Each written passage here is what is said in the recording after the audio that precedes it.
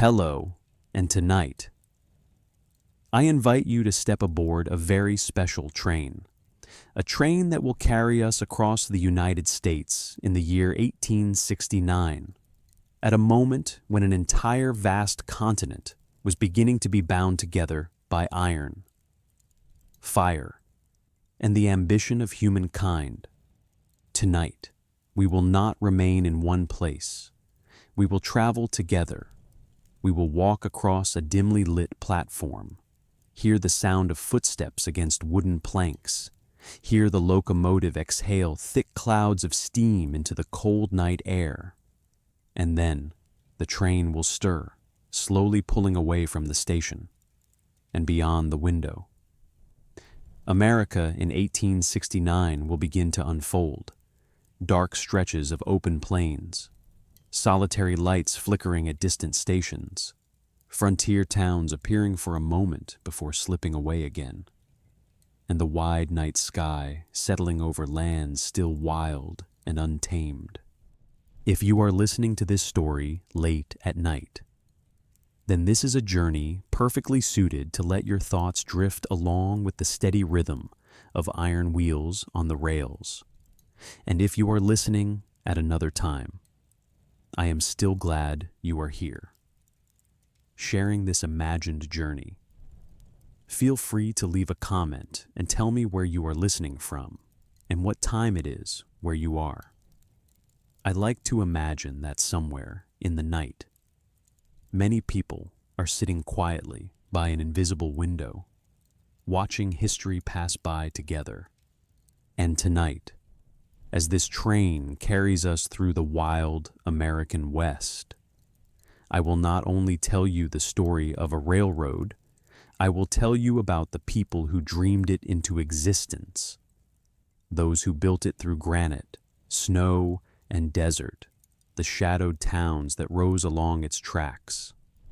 The moment the golden spike was driven at Promontory Summit, and the heavy price that progress so often leaves behind its shining promise. So, as the train begins to move, come and sit beside that window with me. Watch the night slowly drift past the glass. Listen to the long echo of iron in the darkness. And let this story carry you through one of the most extraordinary journeys in the history of the United States. As night falls over America in the year 1869, a very peculiar feeling begins to spread along the stations. The freight yards, the soot-covered locomotives, and the train cars still holding the warmth of a long day. It is the feeling of a nation that has just emerged from war, still carrying fresh scars upon its body, yet at the same time looking toward the horizon with a nearly audacious belief that the vast distances which once separated people, lands, rhythms of life, and dreams might now be shortened by steel, wood, fire, and human will. If you were to stand on a station platform on such an evening, you would not only hear voices calling out to one another, the thud of luggage against carriage walls, or the hiss of steam escaping from the engine.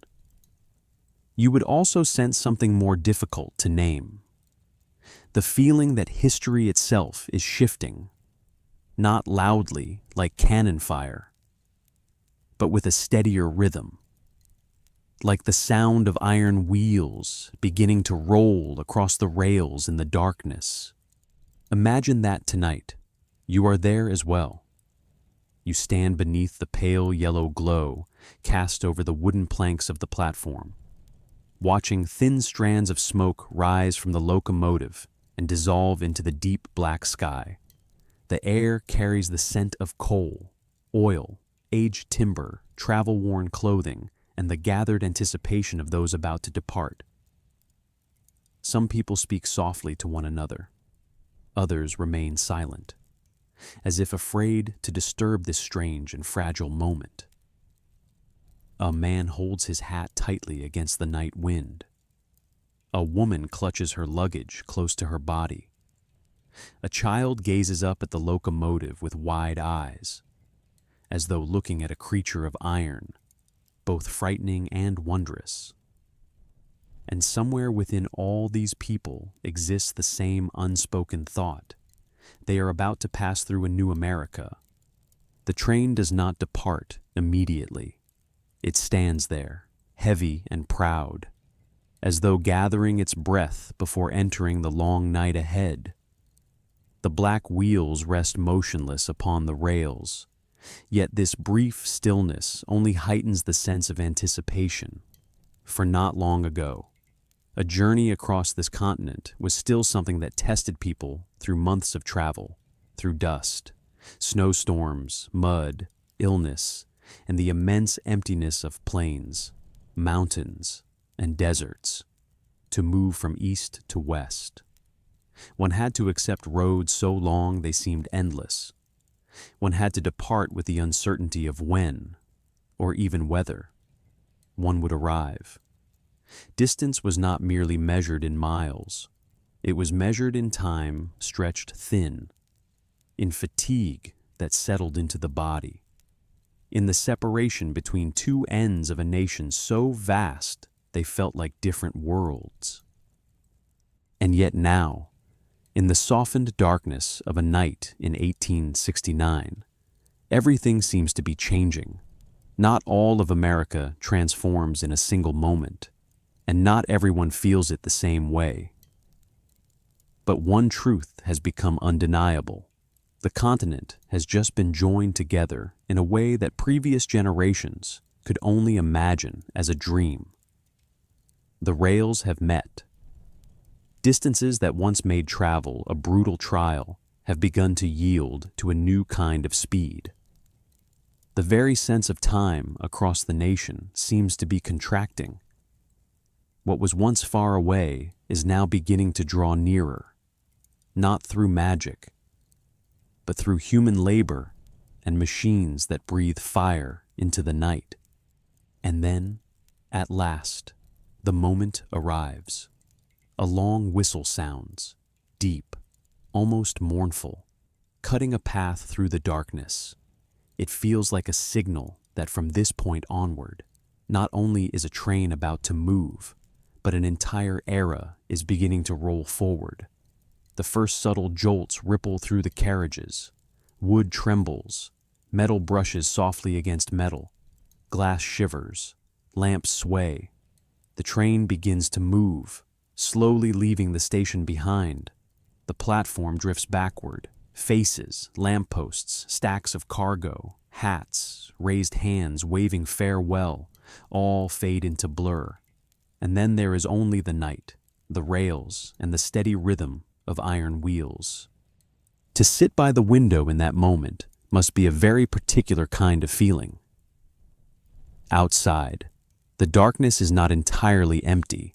If you look long enough, your eyes begin to distinguish the faint outlines of land.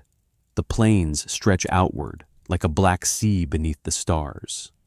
Far in the distance, a solitary light may appear and vanish again, perhaps from a small house, a guard post, a distant station, or a temporary camp along the route.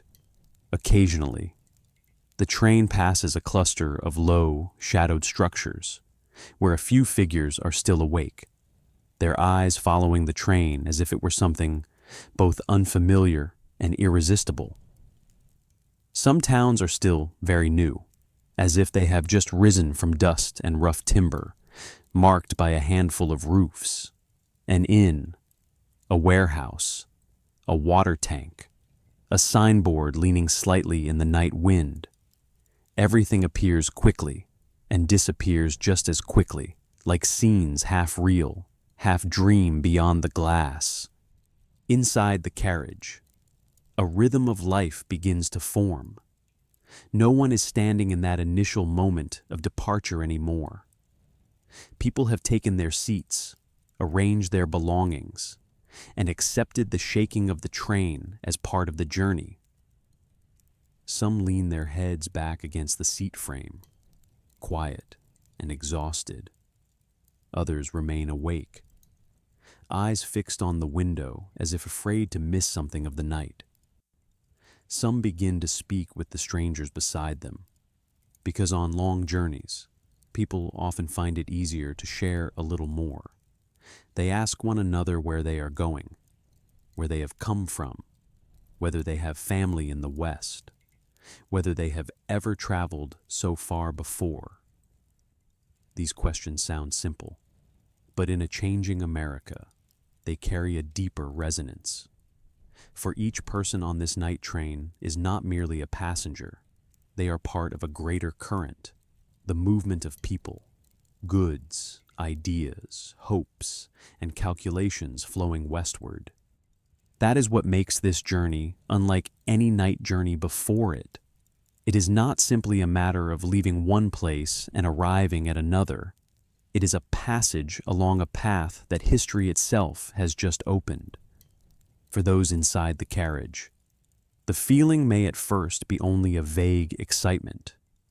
But if you listen closely, beneath the sound of the wheels, there is another layer, the heartbeat of a nation learning to rethink itself. For many years, the American West existed in the imagination of people in the East as something distant, uncertain, almost mythical. It was a land of opportunity, of gold, of grasslands, of long journeys, of risk, of loss, of new beginnings, yet it remained far away. That distance created its own kind of imagination, a blend of romance and fear.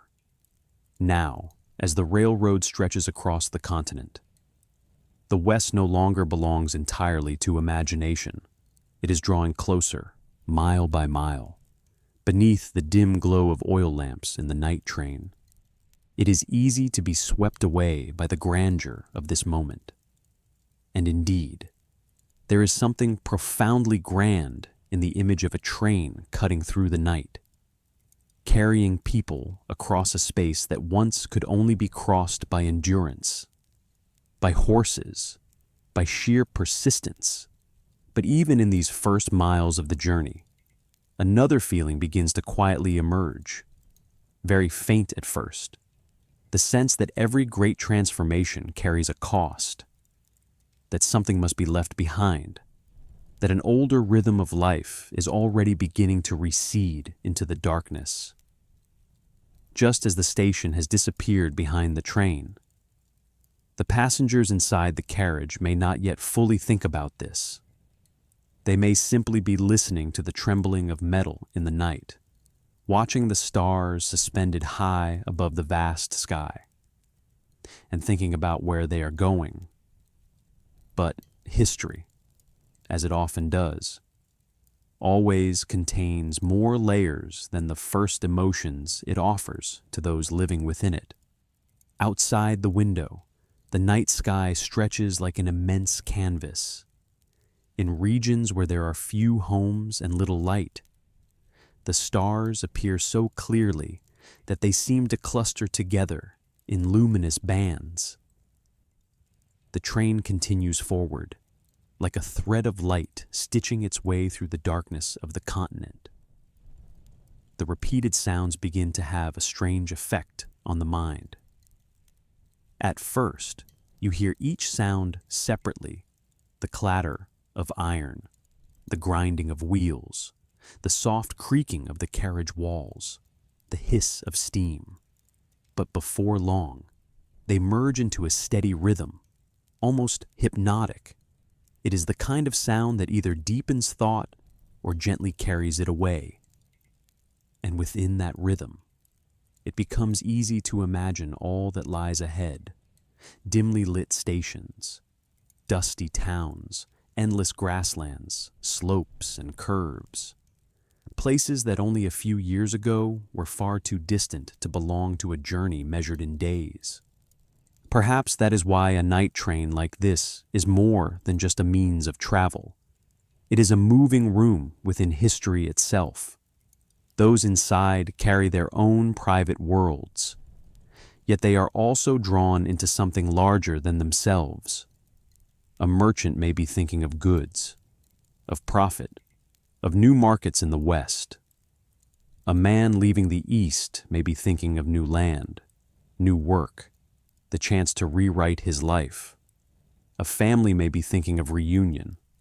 Another may simply be captivated by the experience itself, like standing at a threshold.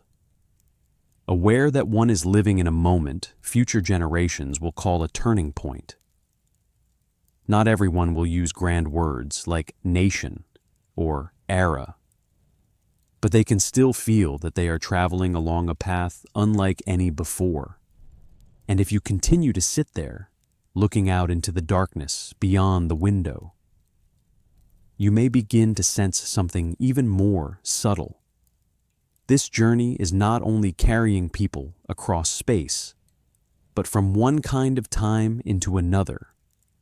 Before this, America was experienced through long distances, inevitable delays, and profound separations.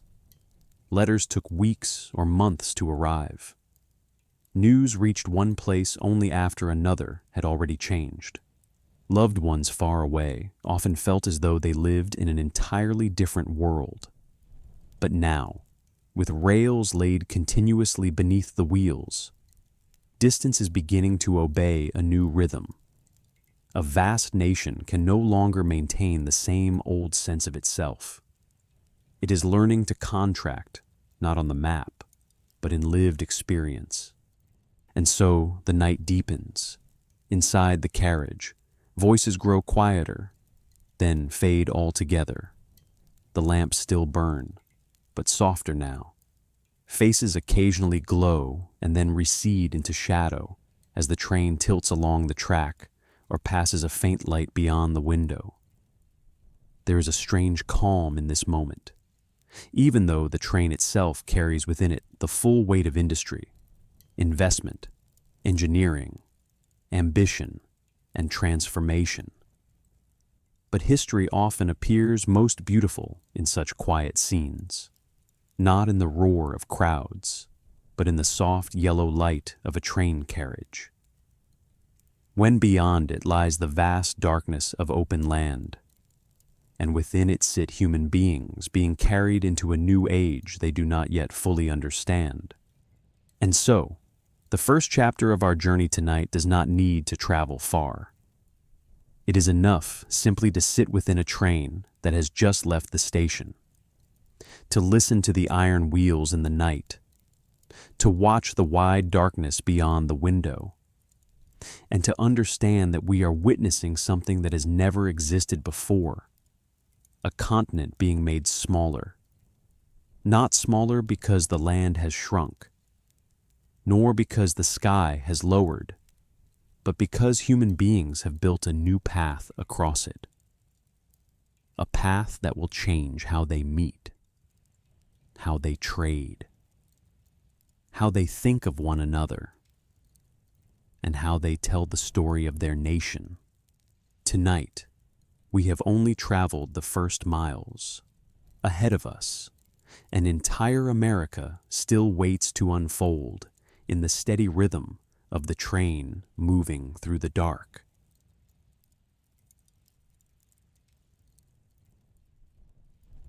Before iron rails bound the two ends of the nation together, America was vast in a very different way. It was not vast only on the map.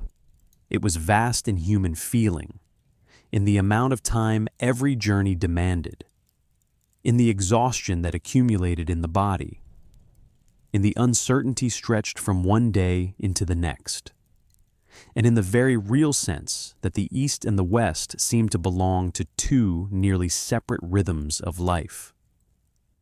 A person standing in eastern cities, such as New York, Philadelphia, or Boston could read about California, hear stories of the Pacific ports, hear of gold, of land, of new towns rising out of dust, and fevered dreams of changing one's fate. Yet all of those things still remained at a distance that could hardly be reached with ease.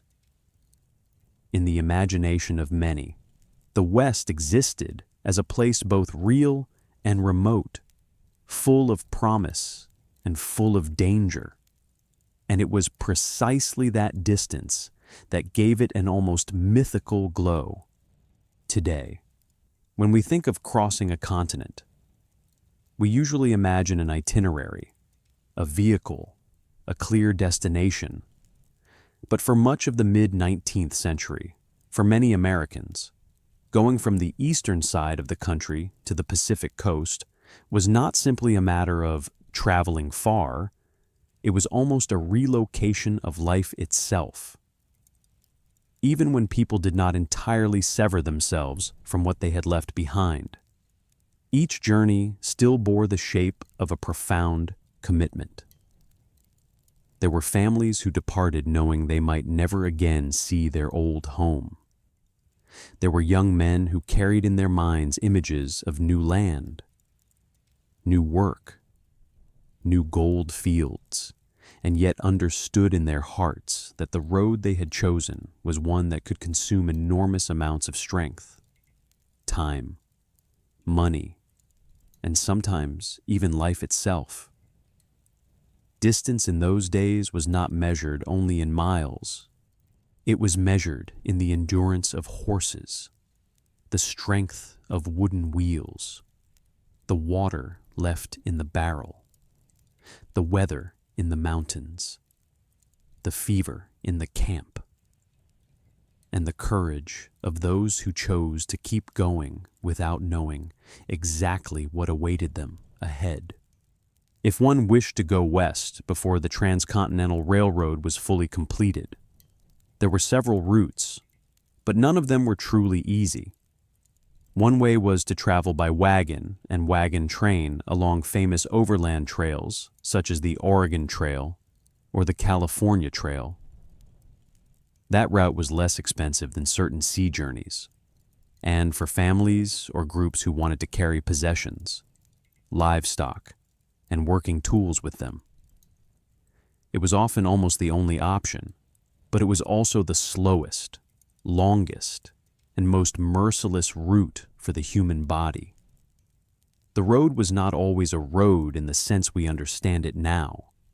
Some stretches were nothing more than wheel tracks worn into the earth. Some were trails left behind by thousands of earlier caravans. Others disappeared into mud, tall grass, shattered stone, dry riverbeds, or beneath the pale gray dust of the open plains. People moved forward not along any secure line, but through a succession of days in which they had to fend for themselves against a vast and largely indifferent natural world.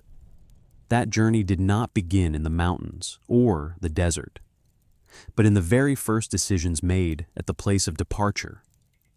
People had to calculate how much food to bring, how much ammunition, how much clothing, how much medicine, how many spare wheels, how much rope, and how much faith.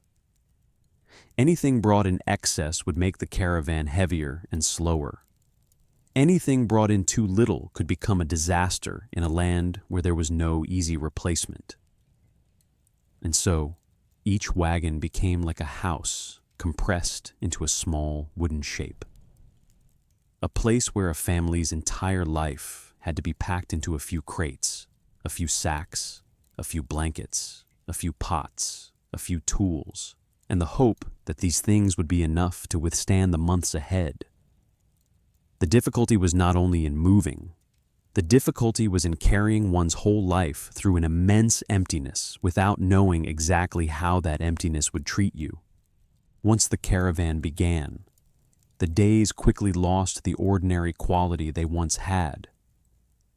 Morning meant rising before the sun, making a fire if there was still wood, checking the wheels, checking the harness, gathering the livestock, waking the children, stamping out the ashes, and packing away the place where the night had been spent. Then the wagons rolled on, slowly, heavily, swaying through grassland, mud, stream crossings, or places where it scarcely seemed wagons should go at all. The whole day passed in the creak of wooden wheels, the heavy breathing of animals, the calls of people to one another, the cries of children beneath sun and dust. Meals were often plain, repetitive, and not always sufficient. When night came, people had to find a place to make camp, watch the animals, cook, mend their things, keep an eye on the weather, and think about tomorrow. Days like these joined themselves into weeks, then months. On those roads, time did not pass by the wall calendar or the ringing of church bells. It passed in the number of broken wheels, the number of river crossings, the number of oxen collapsing from exhaustion, the number of people beginning to cough, the number of pairs of shoes worn thin, the number of hills still left to cross. And then there was the weather, which always held the final authority over most of the route. The plains could be gentle on one morning and turn merciless only a few hours later beneath sun, wind, and dust. Rain could turn the earth to mud, sink the wheels deep, and make the wagons twice as heavy. Rivers could be calm one moment and muddy, violent and swift the next, powerful enough to sweep away a wagon, a draft animal, or all of a family's possessions. Later, the mountains imposed a different kind of trial: steep roads, sharp rock, early snow, cold that seeped into hands and feet, and the fear that a sudden storm might trap the entire caravan in a place where there was nothing but wind. The road westward before the railroad was therefore not a continuous line, but a succession of tests, each one demanding strength, luck, and adaptation. Illness, too, followed those journeys like a silent darkness. In the makeshift camps that sprang up constantly along the road, the water was not always clean. Salted and dried food could not forever make up for the absence of anything fresh. Under heat, cold, dust, and prolonged strain, the human body weakened far more quickly than it would have at home. Children exhausted easily. The elderly failed quickly. A fever, a bout of diarrhea, a wound that seemed small but was not properly treated. Any one of these could turn into tragedy. The sorrow of those roads lay in the fact that they did not allow people to pause for grief for very long, if someone died on the trail. The caravan often could do little more than bury them hastily and move on, because to stop too long was to place the whole group at risk. The West before the railroad was opened by dreams. Yes, but it was also crossed through countless quiet losses like these. That is why California, although it had become part of the United States and was growing ever more important both economically and symbolically, still retained for many years the feeling of lying almost at the edge of the national world. After the gold rush of 1848, that land drew people in with astonishing speed. Cities and towns there grew rapidly. The ports grew busier. The demand for goods, letters, news, investment capital, and people all rose sharply. But the difficulty was that all of this growth remained bound to the old problem: distance. An America expanding in territory and ambition could not indefinitely accept that one of its most important regions still had to wait weeks and months to be connected to the rest. Every major calculation of trade, politics, military movement, and governance eventually came up against a very real question: how could one travel faster, carry more, move more safely, and do so more reliably across such an immense expanse? Of course, overland travel was not the only option. Some people chose to go by sea, and in many cases that choice sounded more civilized, less dusty, less exposed, less dependent on sleeping out in the open. But it was a trial of its own. only different in shape. One common route was to sail down around the southern tip of South America, around Cape Horn, and then northward up the Pacific coast to California. On a map, it formed a great arc.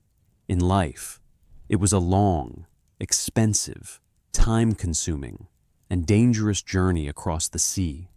Storms in the southern waters were famously violent. Heavy waves, bitter cold, fierce winds, cramped quarters, seasickness, disease, and the feeling of being confined aboard ship for weeks could wear down even the strongest travelers.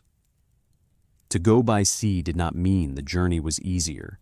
It only meant exchanging road dust and wooden wheels for salt water, slick decks, savage winds, and endless gray skies. Another choice was a combined sea and land journey across the Central American Isthmus, especially Panama, or in earlier periods, Nicaragua. In theory, this route shortened the voyage compared with the long sweep around Cape Horn. But in reality, it became a chain of changing transports, changing climates, and changing dangers. People sailed to the Atlantic side of the isthmus, then had to cross that narrow strip of land, which was by no means easy, by small boat, by mule, by short rail segments in later years, or on foot, before boarding another ship bound for the Pacific. The hardship here did not lie in one long, continuous trial, but in the fragmentation of the journey. Luggage had to be transferred constantly. People had to adapt constantly. And tropical disease, humidity, insects, mud, and the chaos of overcrowded ports could turn the voyage into something confused and dangerous. Some chose this route because they needed to reach California more quickly. But faster did not mean gentler. And so, before the Transcontinental Railroad was complete, America was in truth still a nation stretched taut by its own space, on paper and in patriotic sentiment. People could speak of a country extending from the Atlantic to the Pacific, but in daily experience, that unity remained fragile. A letter could take a very long time to arrive. Major news in the East could be old by the time it reached California. Goods, equipment, machinery, clothing, books, capital, and even family relationships were all tested by the long duration of travel. In other words, before the railroad. It was not only that people moved more slowly. The very breathing of the nation was slower, more broken, less certain. Perhaps this was felt most keenly in the hearts of those who were left waiting.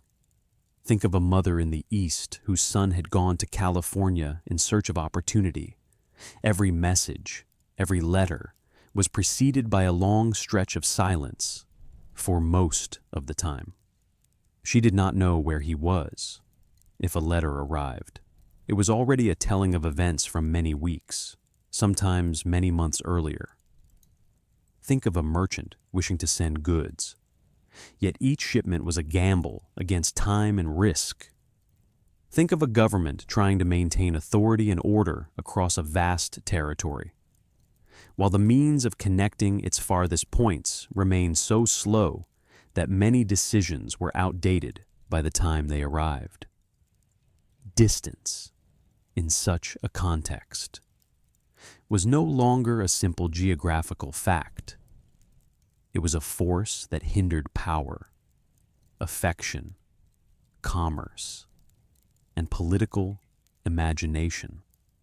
And yet it was precisely because of such hardship that the West held such singular fascination in the national imagination.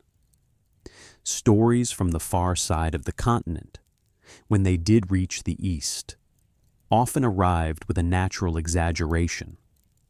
They carried the smell of gold dust, of new land, of fortune, of towns springing up as fast as wild grass after rain, of men changing their names and their lives after a single long journey. Distance made everything there shine in its own peculiar way. the harder it was to reach, the more it resembled a promised land, the more effort it demanded, the more it created in people the feeling that somewhere out there existed another life, perhaps better, perhaps richer, perhaps freer. The West was therefore both a real space and a surface upon which Americans of that era projected their grandest longings. But longing, no matter how powerful, does not build a road by itself. There came a moment when population grew, goods increased, federal power sought to stretch farther, and California became too important to remain suspended in a half-near, half-distant condition. At that point, the question of a route that was fast, stable, and predictable could no longer be avoided. People began to look at the map with a different kind of gaze, no longer merely as colors and borders, but as corridors that might be crossed, mountain passes that might be conquered, plains that might be spanned, distances that might be shortened if technology, money, and will could stand together. In other words, before there could be a railroad in reality, there first had to be a change in imagination. People had to believe that this continent could be stitched together by iron. That belief did not arise from nothing. It grew out of the mounting pressure of the old world itself. When wagon travel was too slow, when the sea route was too long, when moving letters, goods, troops, and news across this vast nation still felt like a struggle, when the West was no longer a dim, far-off prospect, but had become an essential part of the nation's present. All these things were like small streams flowing gradually toward one place, until they built enough pressure for an idea once considered too immense to become something impossible not to think about. So, before the railroad was not merely a historical phase that happened to come before 1869. It was an entire world living by an older rhythm, a world in which distance still weighed heavily, in which people paid a tremendous price for movement, and in which America was still learning how to endure its own vastness. If you sit still and listen to that world, you will not hear the steady iron wheels of the previous chapter, but the creak of wooden wheels over earth, the light snap of a whip across the backs of draft animals, the wind across the plains, water striking the hull of a seagoing ship, voices calling through the port, coughing in the camp, the hammer repairing a broken wheel, footsteps on muddy tracks, and beneath all those sounds, the quiet tension of a nation that had not yet learned how to make itself smaller. And it was precisely from that world that the dream of a new road began to take clearer shape. A road that would no longer permit the West to remain so far away. A road that would force time itself to contract. A road that would change not only how people traveled, but how they thought of one another, how they thought of their country, and how they thought of the future. But that is the story of the next step, here, in this chapter. What matters most is the feeling of the age before the railroad, an America so vast that people had to live with it as they would live with a trial, an invitation, and an unease, all at once.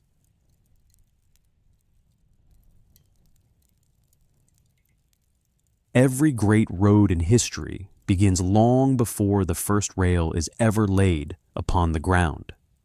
It begins in imagination, in maps spread across tables, in long and drawn-out debates, in the eyes of those who look upon immense distances and refuse to believe they must remain that way forever. The dream of an American transcontinental railroad began in just such a way. It was not born from a ceremony, nor did it begin with the sound of a hammer striking the golden spike. but from a question both simple and immense. Could the eastern cities be joined to the Pacific coast by a road of iron, so that people, letters, goods, and ambition might cross an entire continent with a speed never seen before?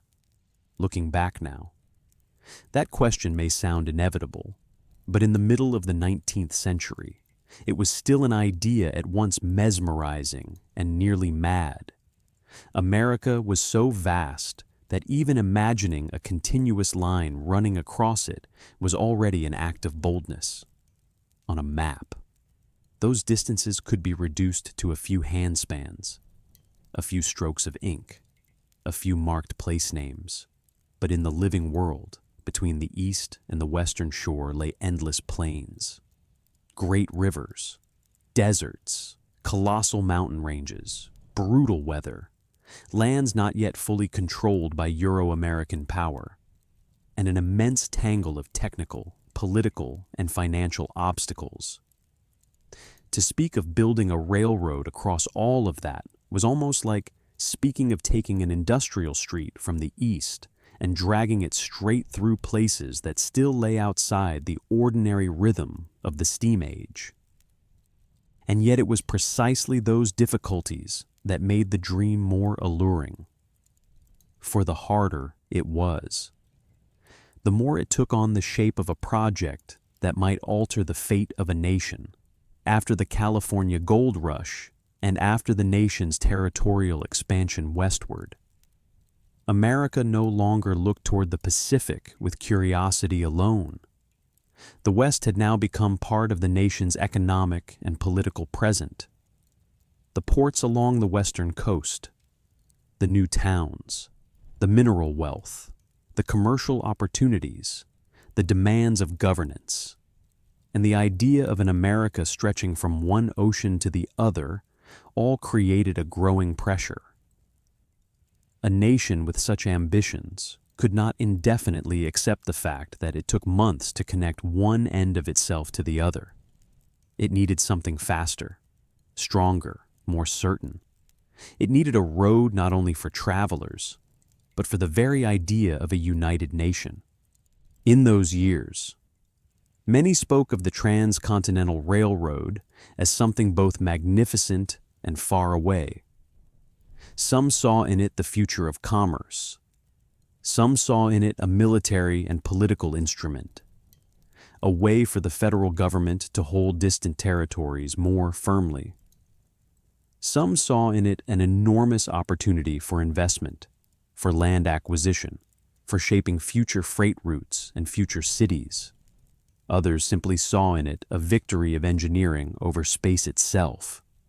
But whatever their reasons, they were all being drawn toward the same image. Rails joined one to another, reaching steadily across a vast country, turning a dream into something visible and physical. One of the most representative men of that dreaming phase was Theodore Judah. Where others looked at the map with desire, Judah looked at it as an engineer possessed by the possibility of execution. He did not simply want to say that a transcontinental railroad ought to exist. He wanted to prove that it could truly be built. He surveyed, studied, and searched for a viable route, especially through the Sierra Nevada, terrain many regarded as a natural wall, all but impossible for a railroad to cross. In Judah, there was a rare combination of vision and persistence, of large imagination and an obsession with detail. Such people often appear at turning points in history. They do not merely dream, but feel compelled to turn the dream into a plan, then a drawing, then a set of numbers, then into something into which others can place their money and their power. Try to imagine a map spread beneath lamplight, fingers moving along mountain chains, rivers, plateaus, and valleys. The room itself may be quiet, but in the minds of men like Judah, the map is no longer a flat sheet of paper. it becomes a living landscape filled with challenge. Where is the grade too steep? Where might a better passage be found? Where will winter lay down heavy snow? Where can tunnels be cut through the mountain's heart? Where must there be bridges? And where embankments?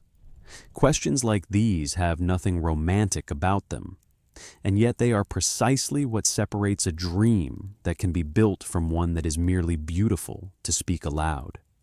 And the deeper one goes into such questions, the more one understands that a transcontinental railroad could never be built by inspiration alone. It would require an alliance of vision, money, politics, and labor on a scale not seen before. But engineering alone was never enough. In a country like the United States in the middle of the 19th century, no great dream of infrastructure could grow unless it found its place in the world of capital and power. From the very beginning, the Transcontinental Railroad was an idea that was both national and speculative. Put more gently, it was the place where public ideals and private interests entered history hand in hand. A railroad of that kind promised benefits for the whole country. But to build it required people willing to invest money, gather shares, lobby policy, win charters, compete for influence, and accept risk for the sake of enormous future profits. 19th century America was already familiar with this kind of development. Great works were often not the product of the state alone, but of a mixed energy in which national ambition, entrepreneurial force, and profit fever collided until they could scarcely be separated. On the California side, certain names gradually became inseparable from the dream. Leland Stanford, Collis P., Huntington, Mark Hopkins, and Charles Crocker. The men later remembered as the Big Four of the Central Pacific. They were not identical in personality or role, but together they represented a type very characteristic of the age, men who saw in an immense undertaking not only public benefit, but also a chance to enlarge their influence, their wealth, and their position in a country changing at tremendous speed. When figures like these commit themselves to the same project, the atmosphere around it changes at once. It is no longer the idea of a few idealists or passionate engineers. It becomes an enterprise capable of gathering capital, drawing the attention of the press, winning political support, and gradually generating its own momentum. Even so, something greater than personal interest was needed to push the project beyond the threshold of fantasy. That something came from the political and historical context of America during the Civil War years. It is paradoxical, but true to history. Sometimes the moments when a nation is most fractured create the most intense hunger for symbols of unity. When the country was being torn in two by war, the idea of binding East and West together by rail grew all the more heavy with symbolic power. It was no longer merely a transportation project. It was a declaration that America, even wounded, could still bind itself together through infrastructure, through movement, through rails running across the empty spaces that had made it feel so broken. In that atmosphere, Congress's passage of laws supporting railroad construction was not merely an economic decision. It was also a decision about the future shape of the nation itself. The Pacific Railway Act, along with the revisions and supports that followed, created the legal and financial framework for the dream to take root in actual ground. Land was granted, bonds were guaranteed. Companies were given both the authority and the incentive to build. Once the state entered the picture in this way, a private project could suddenly take on the weight of public power. The future rails no longer existed only in the minds of engineers or on the desks of investors. They began to appear as a promise backed by signatures, laws, capital, and political standing. But it is precisely here that the two-sided nature of the railroad dream comes more clearly into view. It was a project for the nation, but it was also a machine for generating wealth for certain very specific groups of people. It was spoken of in the language of unity, civilization, and progress, yet always accompanied by calculations about land, shares, influence, which routes would be chosen, which regions would benefit, and who would shape the future flow of people and goods. If you had stood in a room among those advocating the project at the time, you might have heard two kinds of voices woven together. One voice spoke of national destiny, of America's future, of the need to connect the two oceans, of the railroad's role in making a vast country more whole. The other spoke of cost, capital, land, returns, risk, charters, timing, and markets. These two voices did not cancel one another out. They coexisted, sustained each other, and together generated the energy that allowed the Transcontinental Railroad to move from dream into actual project. And perhaps that is one of the things that made 19th century America so powerful. Its ability to turn immense ambitions into reality by allowing idealism and self-interest to run side by side. Even if that parallel always left many moral questions in its wake. Meanwhile, beyond the meeting rooms, beyond the hearings and speeches, the railroad dream began to slip into the public imagination. People spoke of it in newspapers. They debated northern routes, southern routes, central routes. They imagined faster travel, earlier mail, cheaper goods, broader markets. Some dreamed of new cities rising beside the tracks. Some imagined wild lands becoming lands of opportunity. Some feared that such change would come too fast, too vast, too difficult to control. But whether in approval or doubt, more and more people were forced to admit that the idea of an America stitched together by rail was no longer a fantasy. It had entered public life as something that, sooner or later, would have to be decided. There is a particular beauty in the phase when a great work still exists only as a crystallizing dream. For that is the moment when everything is still full of possibility. On paper, the road may seem more perfect than reality. In speeches, it may appear cleaner than the mixed motives behind it. In imagination, it may shine like a flawless symbol of progress. People often love infrastructure dreams most at this stage, before they must touch mud, accidents, human labor, and the stripping force of reality. But for that very reason, the dreaming stage is also profoundly important. It reveals what a society desires from the future.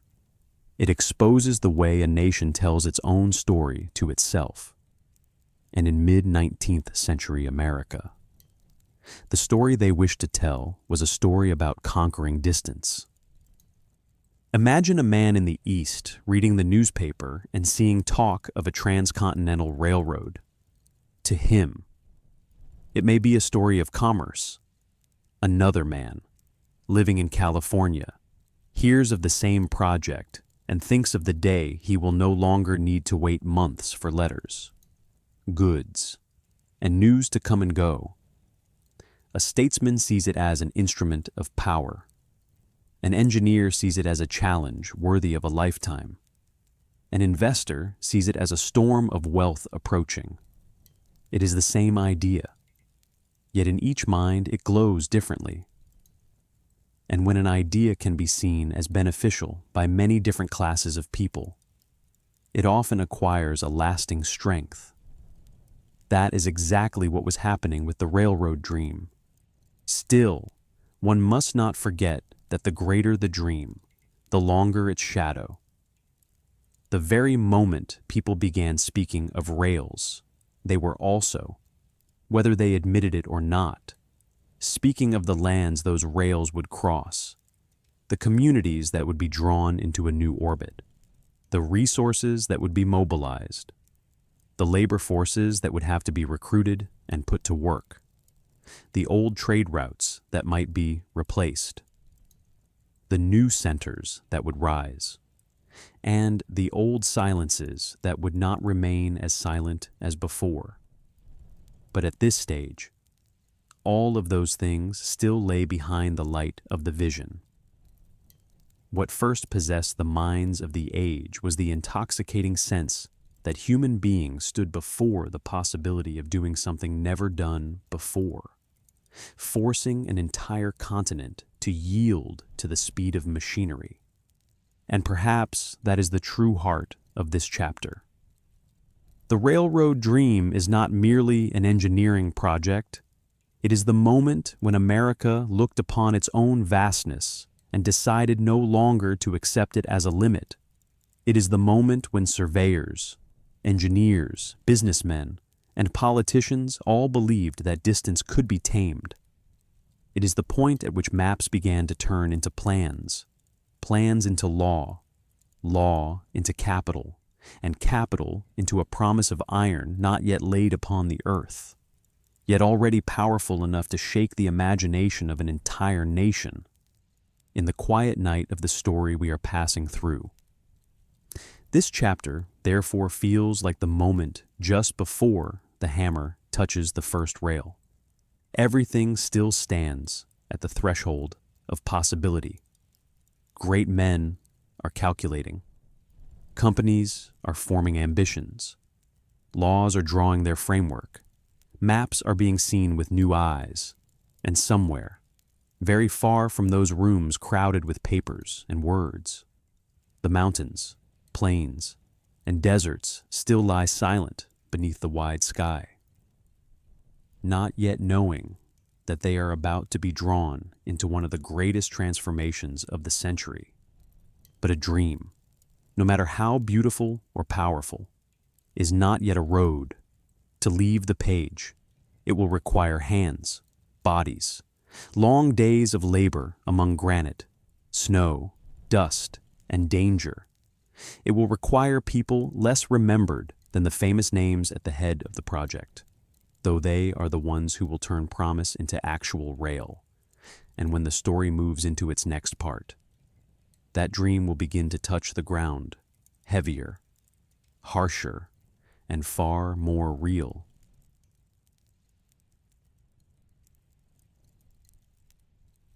If the railroad dream was born in the minds of those who looked at maps and believed a continent could be stitched together with iron, then the actual road was made in an entirely different place.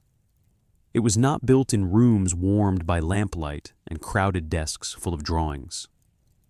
It was forged outdoors, among wind, dust, rock, mud, snow, explosives, sweat, and working days so long that people almost lost any clear sense of where morning ended and evening began. Great works are often remembered by history through the names of founders, investors, or the ceremonies that mark achievement. But if we sit still and listen very carefully to the sound of the rails at night, we begin to understand that beneath that steady rhythm lie the countless heartbeats of nearly nameless people. Men who use their own strength to turn promise into substance. They came from many places. They spoke different languages. They carried different life stories. Some were immigrants who had only recently arrived in America. Some had worked in mines, in ports, in fields, on job sites. Some followed the railroad because they had few other choices. Some came for wages. Some came with the hope that a project of such size might open another path in life. But once they stepped into the work, they all met the same reality. A railroad is not built out of ideas, but out of human bodies. On the Central Pacific side, especially along the stretch entering the Sierra Nevada, Chinese labor gradually became an indispensable part of the enterprise.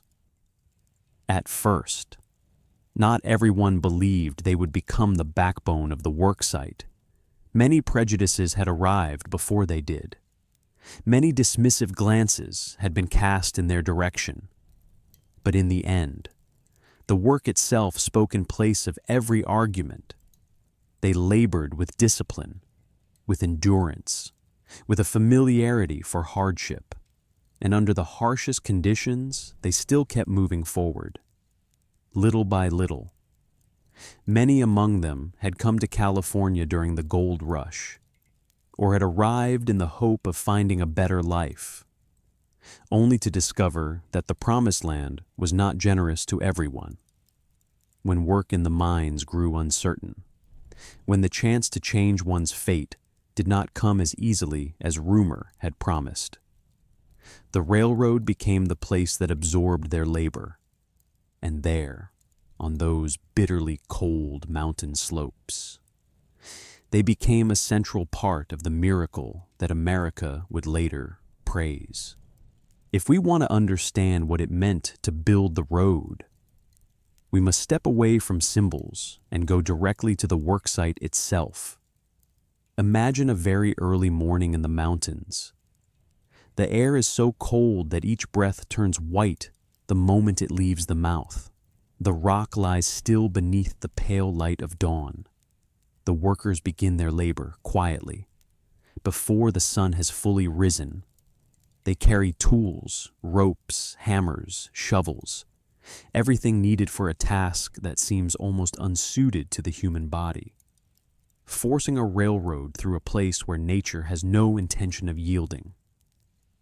They do not do the same work every day. Some days they dig. Some days they build embankments. Some days they break rock. Some days they raise bridges. Some days they level the roadbed. Some days they haul materials up inclines where standing upright is already difficult. But through all these tasks, one thing never changes. They are heavy, repetitive, dangerous, and demand that the body work to the edge of its limits. The work on the plains was already exhausting, but in the mountains, it became something altogether different. The Sierra Nevada was not merely a beautiful range when seen from afar. For the men building the road, it was hard granite, sheer slopes, deep chasms, snow, wind, and winters capable of freezing even the will of those unaccustomed to such cold. To force a railroad through such terrain, many stretches could not simply be graded and cleared. Men had to drill into stone, open tunnels, set explosives, hang themselves from cliffs, measure each incline, each curve, each place where the ground might or might not hold. There was no room for carelessness in such work. A small mistake could kill. A poorly treated section of rock could lead to catastrophe. One slip of the foot could be the end. And yet, day after day, they went on. Some scenes, if one thinks about them carefully, seem almost beyond belief. Workers lowered by rope-down rock faces to drill holes for explosives, the wind cutting around their bodies, the stone cold and hard like something that cannot be moved, beneath them, a depth so great that merely looking down would be enough to stir dread. And still they worked there, as if turning the impossible into part of the ordinary day. It was not because they did not know fear. Perhaps they knew it very well. But the worksite did not ask whether a man was afraid. It asked only whether the work could continue today. And on very many days, the answer remained yes. Once explosives were used to force a path through the mountains, the danger rose to another level entirely. Explosives make no distinction between rock and flesh if there is an error in calculation or a moment's delay. The blasts echoed against the mountainsides, carrying dust, shards of stone, and sometimes injury far into the cold air. After each explosion, men had to return, examine the result, clear the debris, dig more, adjust more, drill more. The work did not end in the moment. A single wall of stone was broken. Breaking it was only the beginning of what came next.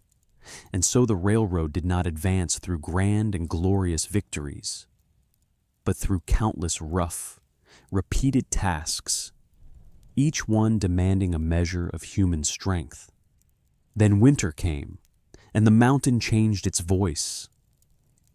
The cold in the mountains was not merely a drop in temperature, it was a presence unto itself.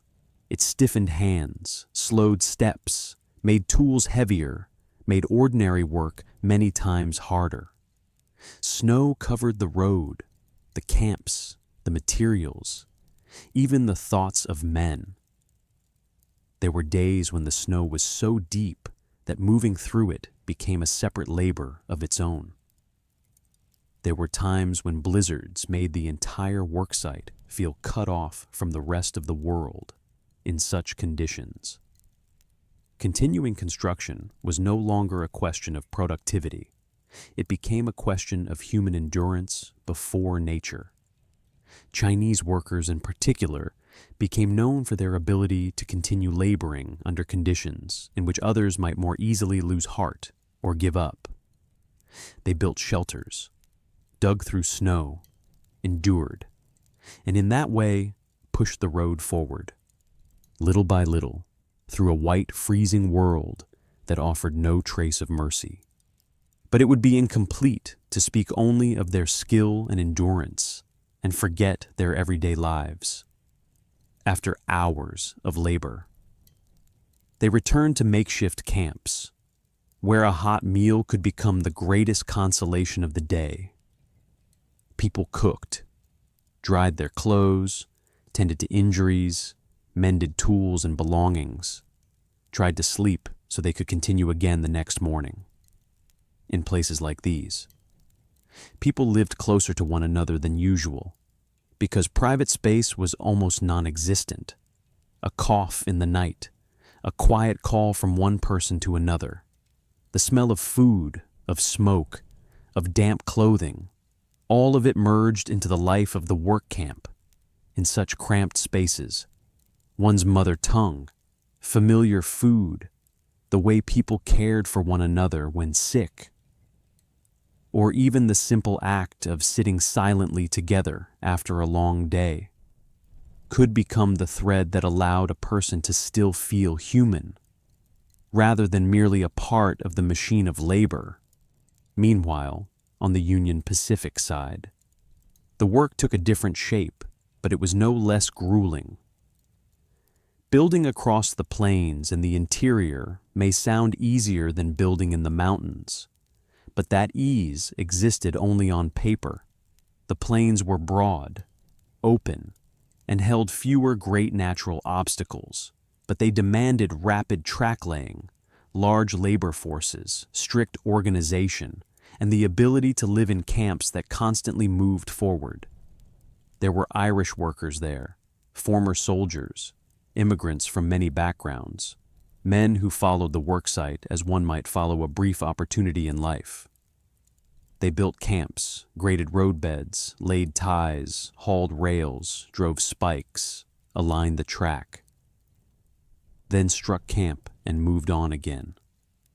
The burden of the work there lay in its pace and relentless repetition. Every rail was heavy, every tie had to be set correctly, every hammer blow had to be precise. The railroad did not merely need to be built, it needed to be built continuously, quickly, in a kind of industrial rhythm that was already beginning to mark the new age. People are often drawn to the numbers of speed, to records for how much track was laid in a single day, to stories of how the two companies raced one another in progress. But behind every one of those numbers was the body. Backs bent downward, arms lifted and brought down hundreds of times, shoulders bearing materials, legs wading through mud, over stone, through snow, or across dry, cracked earth. In one sense, the railroad worksite was the place where industrializing America first began to write its rhythm onto the human body. From this point onward, speed would no longer be only the business of machines. It would become something demanded of people, pressed into muscle, into sleep, into endurance, into obedience. Accidents, therefore, could never be entirely avoided. Some men were crushed by rock, some slipped in dangerous places, some were injured by explosives, some collapsed from exhaustion, some worked while already ill, some deaths were recorded only briefly. Others seemed almost to dissolve into the silence of the worksite itself. The history of great works often has a habit of preserving very carefully the names of those at the top. But with laborers, it often preserves only faint traces. We know they were there because they had to be. We know they did that brutal work because the road itself remains as proof.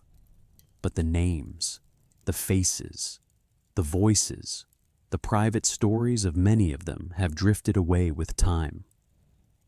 That creates a sorrow unique to the history of infrastructure. The more enduring the work, the easier it becomes to forget the people who made it. And yet, forgotten though they may be, they remain present everywhere along the line. They are present in every leveled roadbed, in every blasted section of rock, in every small bridge crossing a hollow, in every carefully aligned rail, in every spike driven to keep the line from shifting. They are present in the very feeling later passengers would have while sitting upon the train without ever needing to think about how the road beneath them had been made. That is perhaps the clearest sign of successful labor, when it disappears entirely into its result. A person seated in a night train, looking at the stars beyond the window and feeling the journey glide smoothly onward, rarely thinks of the hands that once sweated in the very place where the wheels now roll. But the wheels roll because someone once stood there, in bitter cold or burning dust, and did what had to be done. It must also be said that the builders of the road faced more than nature and labor. They also lived within an unjust social order. Chinese workers, though profoundly important, still endured discrimination, contemptuous regard, and limitations in the way American society of the time saw them. They might be needed for their labor and skill, but that did not mean they were granted equal respect. This gives their story even greater depth. They did not merely build the road under harsh conditions. They built it while standing in a precarious place within a society that benefited from their work. Their endurance, therefore, was not only physical resilience, it was also the persistence to survive in a world that had never been generous. If we look at this whole chapter as a night painting, we would see little fires glowing in camps, bent figures over the roadbed, hammer sounds fading into late afternoon, groups of men quietly eating supper after a long day, calloused hands, boots caked with mud, clothing stained with smoke and stone dust. These are not the sorts of images that usually appear in celebratory paintings or in grand ceremonies. And yet these images are the truest part of the road. Without them, no dream would ever have had the strength to cross mountains, plains, and deserts. And perhaps that is the gentlest thing history can do for them. Remember that the Transcontinental Railroad did not simply appear. did not rise from the earth as a finished symbol. It had to be made piece by piece, mile by mile, hammer blow by hammer blow, rock by rock, workday by workday, winter by winter, exhaustion by exhaustion, each time by getting up again after danger. It was built by people whom the nation later traveled across far more often than it ever truly stopped to think about. As the night train of our story continues to roll forward, this chapter feels like the moment when we bend down and listen more closely to the sound of the rails beneath the wheels.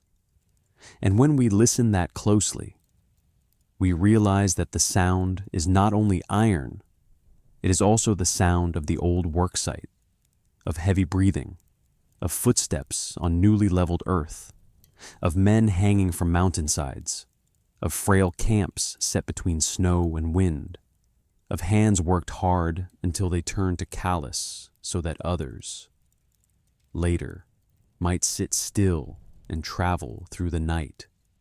The men who built the road did not leave us many words. They left us something more certain, a real road, and sometimes.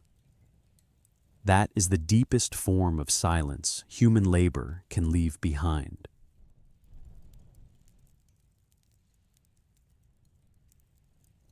As the railroad began to push deeper into the west, it carried with it not only rails, ties, locomotives, and train cars filled with people and goods.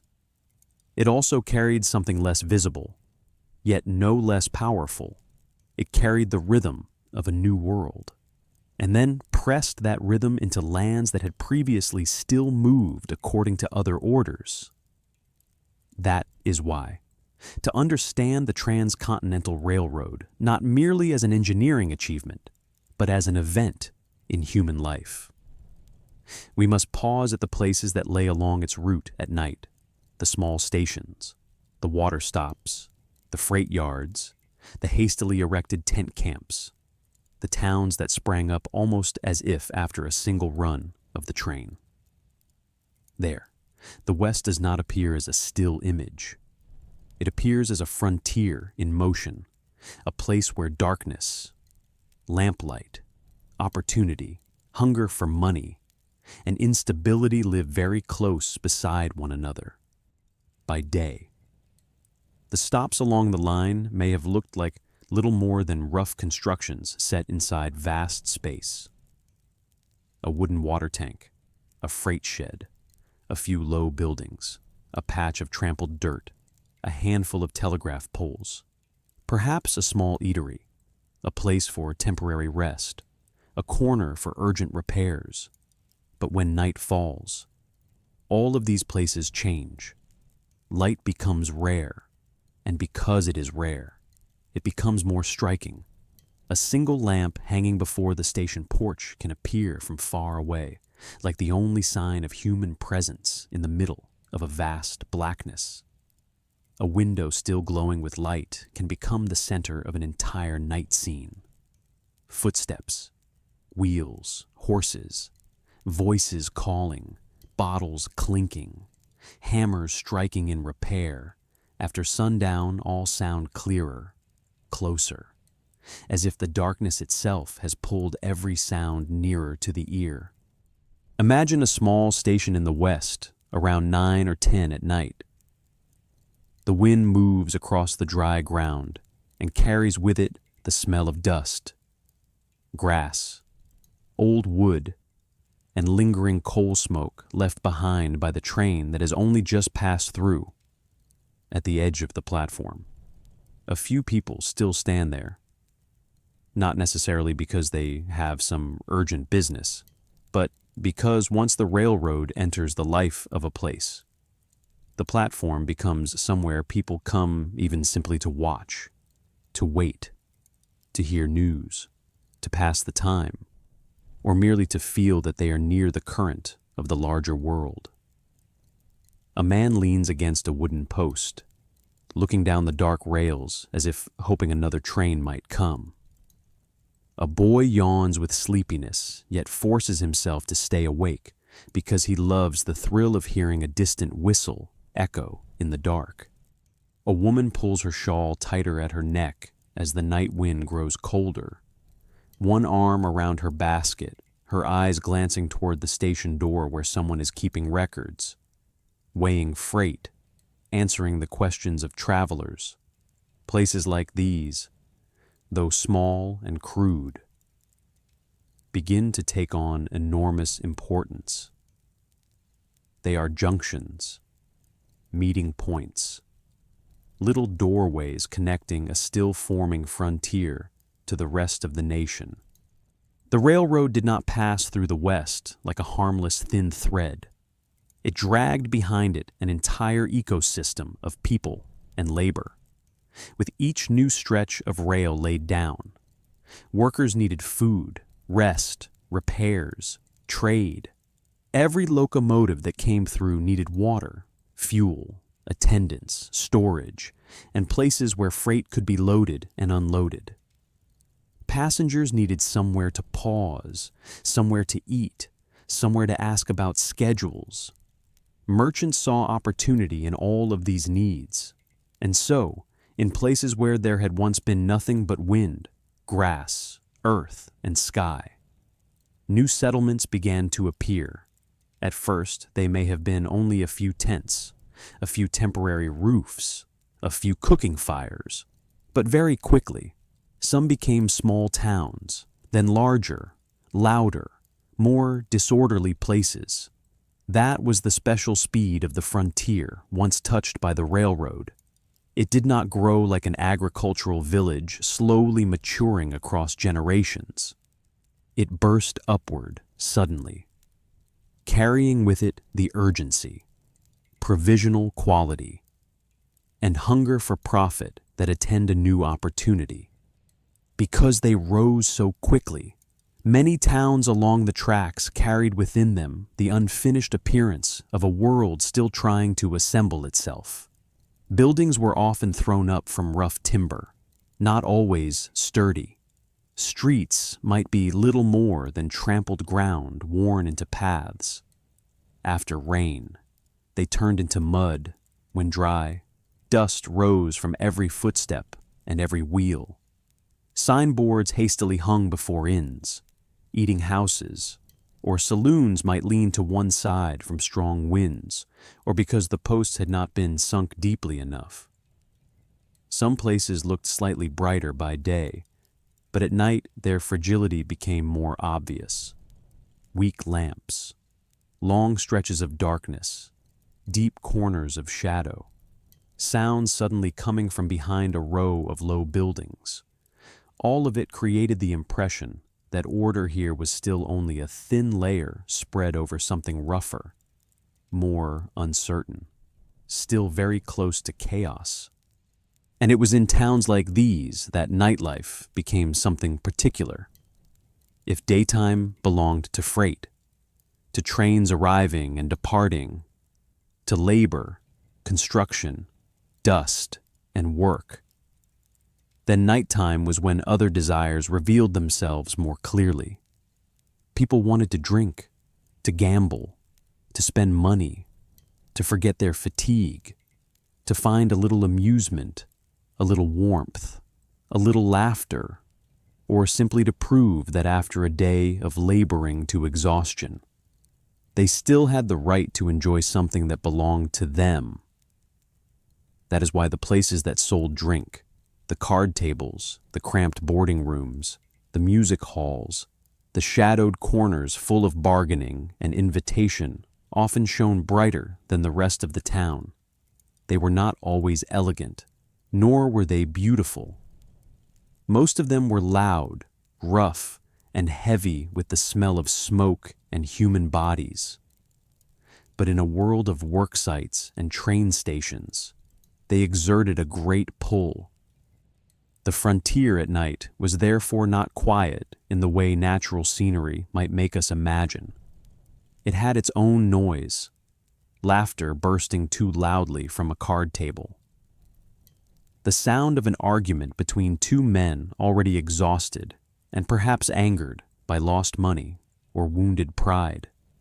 The crooked notes of a piano in a large room whose wooden floorboards were already worn thin, shoes striking the porch, a door flung open and then slammed shut, a freight wagon arriving late, animals shifting in the yard. All of these sounds lived beneath the broad night sky and gave the railroad west a very particular quality, at once rough, vivid, full of energy, and deeply lonely. For all it took was to step a few dozen paces away from that cluster of light, and one fell immediately into the vast darkness of earth and sky, where the wind moved through the grass and all the noise of human life suddenly became very small. Promontory was a particularly vivid example of this spirit. There is something almost ironic about it. Seen through the eyes of history, a place once watched by the entire nation in the moment the rails met, and very shortly afterward transformed into a rather rough and mixed transfer point after the symbolic ceremony. Promontory did not immediately become a solemn space or a living monument. For a time, it was a place of work, of changing trains, changing freight, waiting, unloading, eating, sleeping temporarily, spending money, earning money, and causing trouble. Its wild town character was not something painted onto it later by cinema, but the natural result of a suddenly important traffic point appearing on a frontier. A place through which all sorts of people passed, and not all of them came with honorable or lasting intentions. A place like that at night must have felt very strange, amid wind, dust, train sounds, and flickering lights. The modern nation and the raw frontier stood side by side so closely they nearly touched. In these places, not everyone belonged to the town in any lasting sense. Many people were only passing through. Some were passengers waiting for the next train. Some were workers from the construction camps on a brief pause. Some were merchants, innkeepers, freight handlers, draymen, food sellers, clerks, kitchen hands, shoemakers, stablemen. There were also those who lived almost by feeding upon the instability of the frontier itself. They made money from drunk men, from strangers, from those too weary to remain alert, from wage packets just collected, from those long nights when vigilance had begun to thin. Because its population was always shifting, the railroad town at night possessed a very particular atmosphere. People were less certain of one another. Identity was not always stable. A friend sitting at the same table tonight might vanish by morning. A name used in this town might not be a real one. A promise might last only until the next train. But it would also be unfair to see the night frontier only as a place of gambling, noise, and trouble. For within those crude stopping points, there were also many ordinary things, many quiet efforts to create a life with some measure of order. The station keeper still had to keep the schedule. The telegraph operator still had to read and send messages under dim light. The cook still had to prepare something hot for late arrivals. The woman sweeping the floor of an inn after midnight was still doing work that would allow that place to keep functioning by morning. A child asleep on a chair in the room behind a shop counter showed that a family there was trying to turn a temporary town into a real place of living. Hands mending a curtain, nailing down a loose wooden step, feeding the stove with more fuel, or tucking a blanket around a loved one, all remind us that the frontier was not only a place of adventure and disorder, It was also a place where people tried to build ordinary life in the midst of change that came too quickly. And then there were the night trains. Nothing shaped the feeling of these towns more strongly than the moment when a train arrived or departed in darkness. At first, there was only a distant echo, small enough that only those used to listening would recognize it. Then came a faint vibration in the air, then the whistle, then the headlight of the locomotive appearing like a star that was steadily growing larger. When the train entered the station, everything came alive at once. Those who were sitting jumped to their feet. Those carrying freight ran out. Those waiting for letters moved closer. Those selling hot food seized the chance to call out their offers. Even those who had dozed off were awakened by the iron, the steam, the breaking wheels. In only a few minutes, a station that had been silent became the center of movement. And then the train was gone again. The sound withdrew into the distance. The light dwindled. The platform was given back to wind and darkness. The rhythm of life here was therefore not even, as it might have been in large cities. It came in bursts, in waves. According to the schedule of the trains, each arrival seemed to bring with it a part of the wider world. Each departure seemed to pull a part of the town's energy away. That is what made the railroad frontier feel so much like an edge. Not exactly the edge between civilization and wilderness in the simple way people often say, but the edge between what was still forming and what had not yet stabilized. Between law and the empty spaces beyond law. Between the nation's great ambitions and the rough realities of everyday life. Here, the telegraph might bring news almost instantly from afar. Yet only a few steps beyond the station door, there was uneven ground and deep night. The locomotive might be a symbol of modern technology, yet people still slept in cramped rooms, washed only roughly, ate hurriedly, and lived with the fear of losing money or ending up in a fight at almost any moment. A new America was arriving. But it did not arrive at first in the form of clean boulevards and grand stone stations. It arrived in wood, mud, dust, oil lamps, and towns that were half real and half provisional. There is something powerfully compelling about such spaces, perhaps because they allow us to see history before it has had time to polish itself. In the great cities that would come later, the railroad would enter order, timetables, imposing architecture, and more stable manners. But on the frontier in those early years, it still appeared in its raw state. As a force breaking into the old world, it created opportunity, but it also stirred things up. It connected people, but it also drew in impulses that were hard to control. It promised wealth, but it also produced deception. It could suddenly make a place important, but it could also abandon that place quickly if the main line shifted or a junction was moved elsewhere. The towns along the tracks, therefore, had an unmistakable fragility. They lived by the flow. And when the flow changed, their fate could change with it. At night, that fragility became even clearer. A town bright with light tonight might only a few years later be much quieter. An inn full of guests now might later stand empty.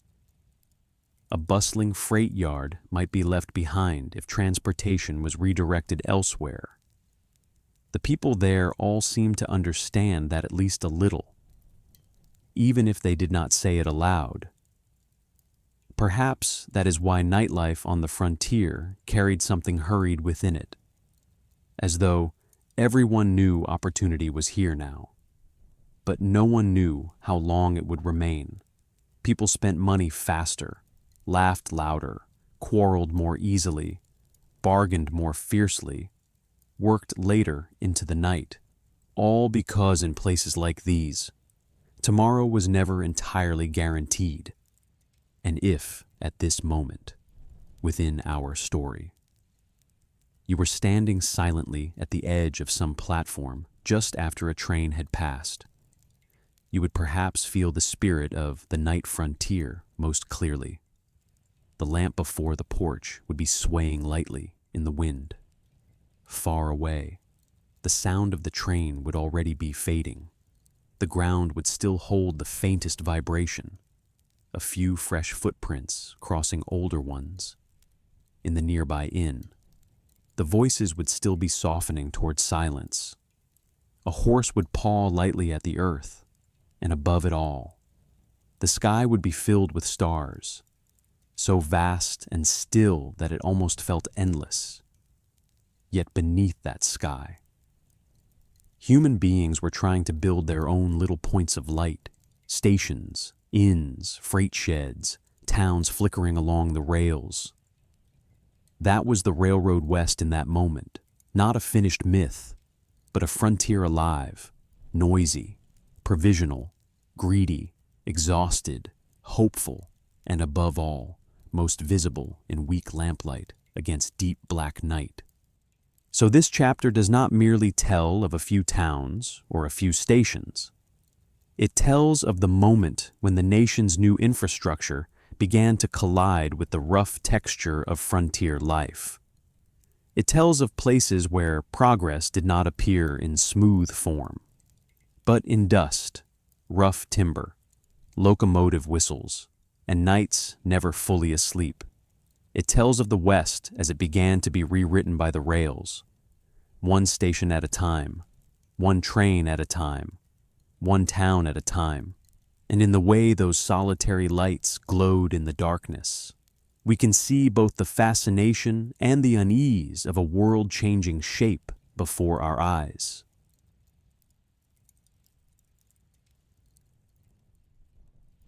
After all the miles that had been cut through plains, through stone, through snow, through dust, through noisy work sites and frontier nights flickering with lamplight, the story of the Transcontinental Railroad at last arrives at the moment that all of America would later remember in the form of one bright image, the Golden Spike. But like many great symbols in history, that brightness only gains its true depth once we see the shadow standing behind it. For the day the Golden Spike was driven was not the day a dream suddenly fell from the sky and became reality. It was the day an entire long, heavy, unforgiving, and calculated process was finally compressed into a brief ceremony, an image easy to remember, a moment compact enough for newspapers, telegraph wires, and national memory to hold fast. The morning of May 10th, 1869, at Promontory Summit was not a morning like any other upon that land. The setting was still barren country. The wind still moved across the dry and uneven surface of the west, and the sky still stretched wide in that way that makes human beings feel small beneath it. But on that day, a place that had once been little more than a point on the map of a worksite became the center of an entire nation's attention. 2 locomotives, one from Union Pacific and one from Central Pacific, were brought face to face like the 2 principal figures in a carefully staged encounter. They were not merely machines in the eyes of those living at the time. They were the embodiment of 2 halves of a journey moving toward the instant of contact. Something larger than the locomotives themselves was being performed upon that foundation of iron, wood, and steam, a nation watching itself being joined together. If you had been there that morning, the first thing you might have felt would probably have been a strange mingling of solemnity and rawness. This was not a grand city square with rows of stone columns, orderly flags, and spotless paving. It was frontier land, a railroad point set amid a vast and rough natural world, a place where the reality of labor still stood very near. Rails, earth, locomotives, workmen, managers, officials, guests, reporters, soldiers, curious onlookers, all stood together in a space that was at once a worksite and a stage. Perhaps that is precisely what made the moment feel more real. America in 1869 was not yet the America of marble stations and ceremonies polished smooth enough to erase every trace of labor. At Promontory, the work that had only recently been taking place could still be seen very clearly, and it was out of that roughness that the ceremony drew even more of its power. The two locomotives stood close, their noses nearly touching, as though, after a long run across the nation, they had finally come to a stop to face one another directly. To those who witnessed it, it must have been an extraordinarily powerful image, not only because it was visually striking, but because it made something abstract suddenly visible. Connecting the two edges of the continent was a grand idea. Uniting the nation by railroad was a beautiful phrase. But when the two locomotives stood facing one another like that, the idea suddenly became a sight that could be seen with the eyes. The invisible miles of road, once beyond the grasp of the public imagination, were now condensed into the short span between the two engines. A gap so small it could be closed with only a few gestures, a few hammer blows, a few cheers, and a telegraph message sent out into the world. In truth, as so often happens in history, the ceremonial part and the technical part did not completely overlap. Those present understood that this was a ceremony meant to mark, to symbolize, to declare. The golden spike was therefore not an ordinary detail of the work itself. It was a ritual object, created to carry symbolic meaning. It shone because it had to shine. It was precious because it had to represent what the nation wished to see in that moment. Completion, victory, modernity, unity. The future, in a project made real by thousands of iron rails, millions of hammer blows, and countless ordinary materials. The golden spike was like a bright point deliberately placed there so that history would have something easy to remember, easy to retell, easy to print in the papers. But if we look only at that gleam, we miss the most interesting thing about the ceremony. It was not only a moment of construction, but also a moment of performance. All across America that day, people were not merely waiting to know how one final rail would be laid. They were waiting for a sign.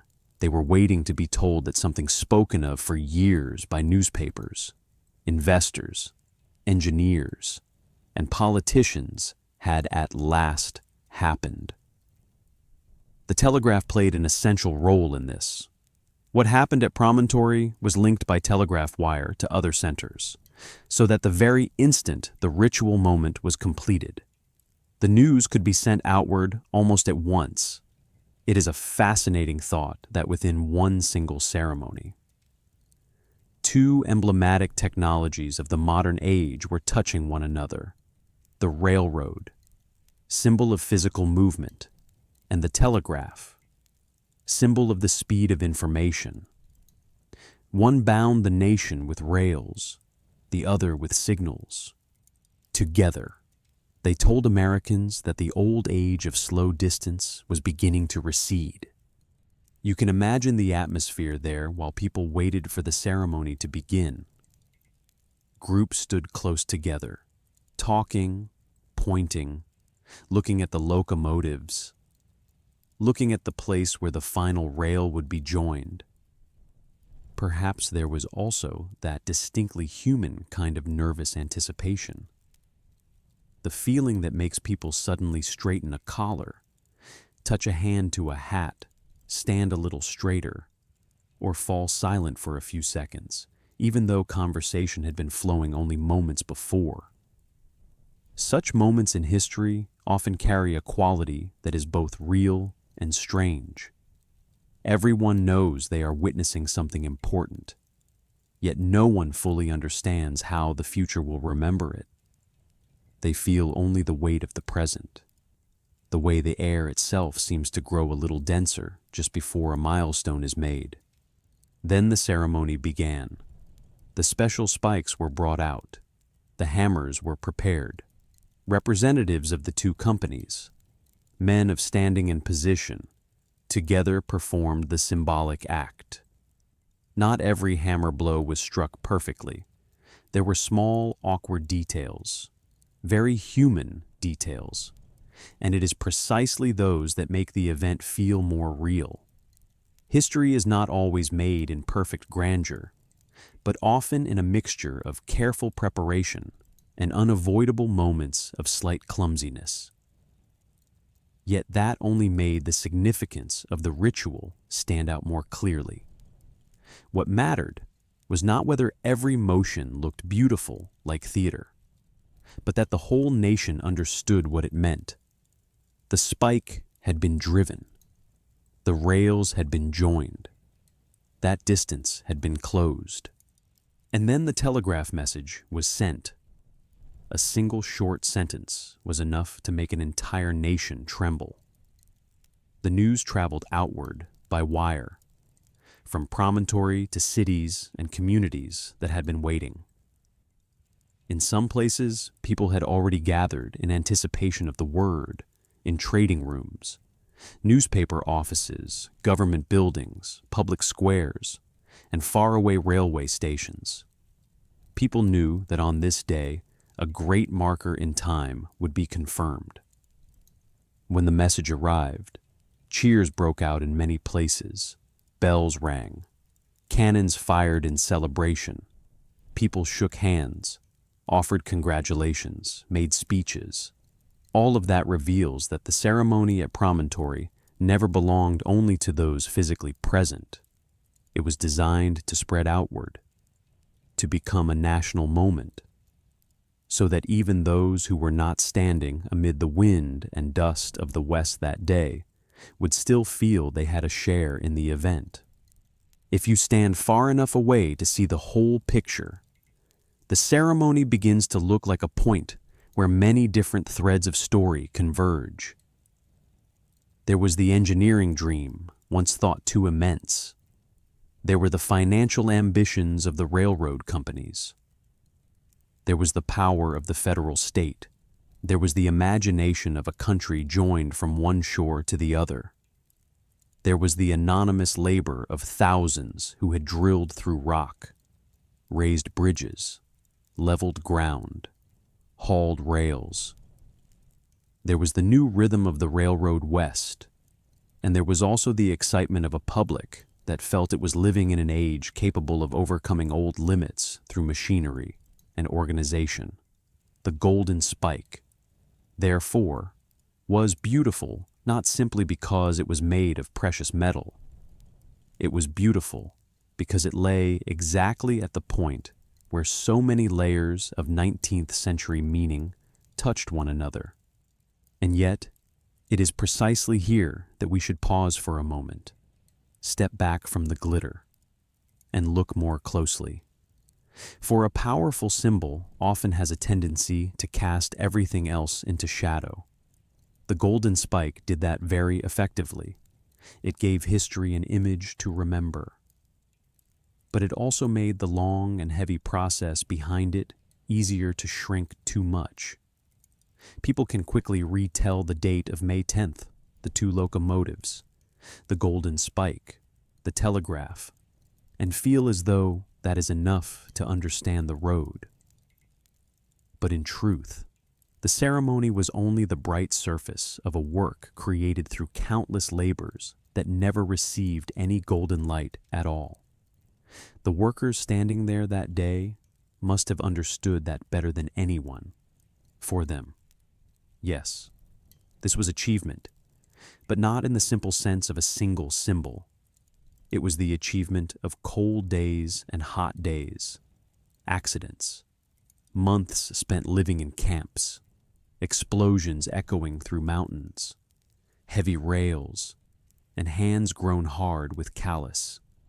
The golden spike might be the image the nation chose to remember, but the bodies of the workers were where the true memory of the project was held. In photographs and in the stories later told, attention often falls upon the important figures, the executives, the honored guests, the representatives of company and government, but around them, within the very space of the ceremony, there were other faces as well. There were workers. There was a group of Chinese laborers from Central Pacific present.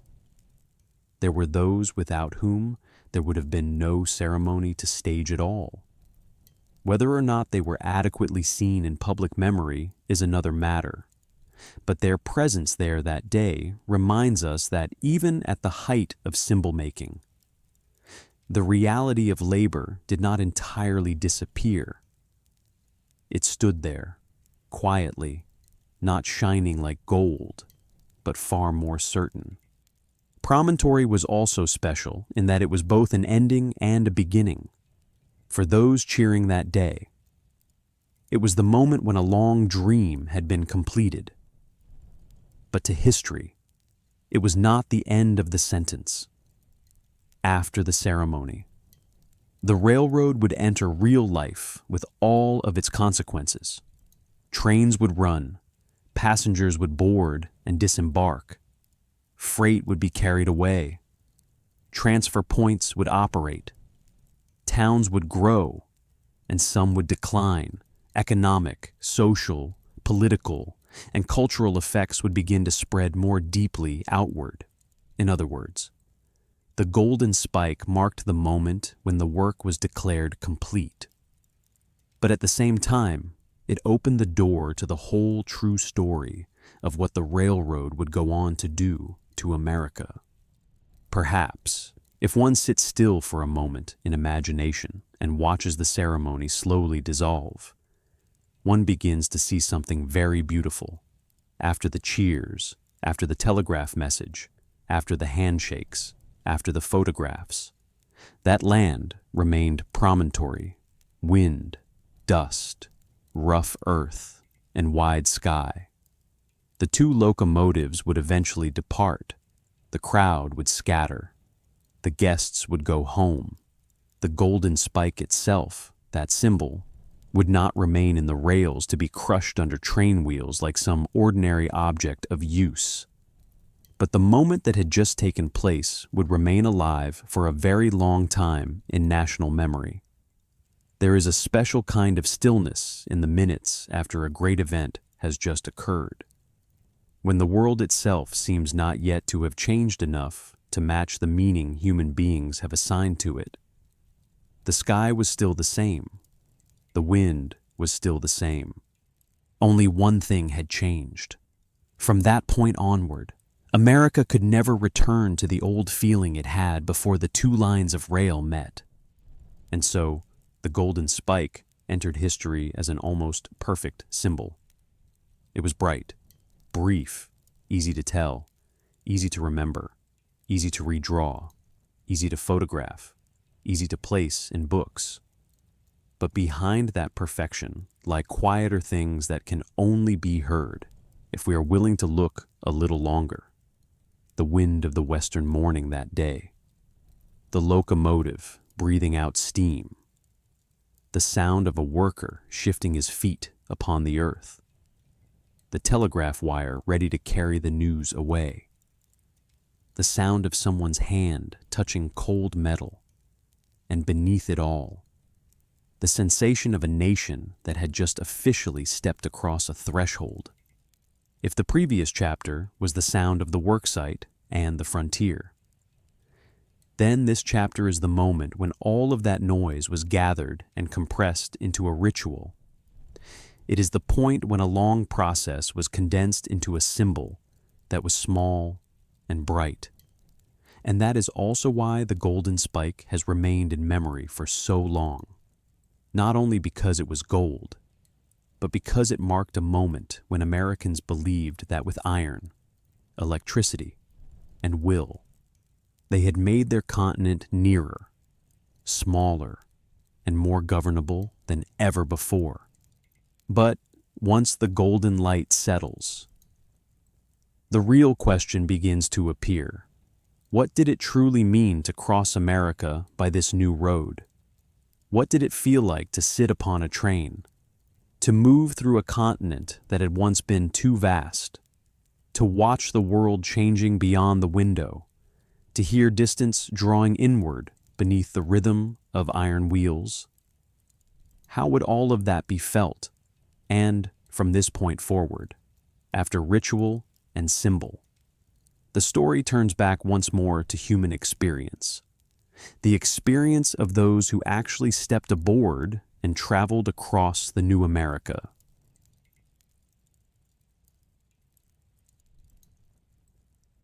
After the golden spike was driven at Promontory Summit, what changed was not merely that one final stretch of rail had been joined. The deeper change lay in this. From that moment onward, crossing America could begin to be felt in an entirely new way. Before that, a transcontinental journey had been a long trial of endurance. It was bound to wooden wheels, road dust, temporary camps, sea waves, illness, days of waiting, uncertain stretches of road, and the sense that this country was too vast for any ordinary person to cross without paying for it in immense amounts of time and fatigue. But now, with the railroad, that distance did not disappear. It changed shape. It was still vast, still real, still stretched across plains, mountains, deserts, stations, stopping points, and unfamiliar towns. Only now, for the first time, a person could sit inside a train car and feel the entire continent passing beyond the window, instead of having to struggle against each mile with the whole of his body. Perhaps that was the strangest thing about the Transcontinental Railroad experience in those first years. It did not make the country smaller in the geographical sense, but it made people feel the country becoming smaller within the span of their lifetime. A journey that had once devoured months, or even longer depending on the route, could now be shortened to about a week. That may sound like a dry number when read on paper, but when placed inside real life, one begins to understand how profound it was. A week was no longer a relocation of life, as it had once been. A week became a span of time in which people could begin to imagine staying in touch with loved ones, moving goods more quickly, changing occupations, traveling for commerce, for family, for curiosity, for opportunity, without necessarily entering into a prolonged wager with fate.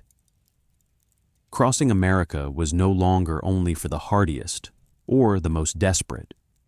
It was beginning to become an experience that more and more people could dream of. And yet, that did not mean a transcontinental train journey in 1869 suddenly became the kind of smooth and effortless passage that the modern imagination is tempted to mistake it for. This was still the 19th century. The locomotives still ran on steam and coal. The train cars still jolted, swayed, groaned, and produced their own distinct sounds. Coal dust still worked its way into clothing, into hair, into breath. The newly completed stretches of rail did not always produce a feeling of graceful motion. The stations along the way were not great structures with high ceilings and polished stone floors, but often rough and practical stopping points, sometimes so simple that the traveler had to adjust his expectations. So the experience of riding across America by train at that moment was both modern and raw. It carried the promise of the future, yet still retained the rough feel of a new technology, still learning how to become ordinary. Imagine yourself as a passenger stepping aboard that train. Perhaps you have come from the East, carrying a suitcase, a few sets of clothes, a little money, some address written on paper, and only an uncertain notion of where exactly you are going. Perhaps you are traveling to California to reunite with family, or to seek business opportunity, or simply because you want to see with your own eyes the land the whole nation is speaking of. When you take your seat, the first thing you feel is not perfect comfort, but a kind of excitement distinctive to entering a form of travel that still feels new. The seat, the compartment, the window frame, the lamps, the smell of coal, the sound of metal, the vibration of the car. All of it makes you feel that you are inside a machine rather than a soft moving room.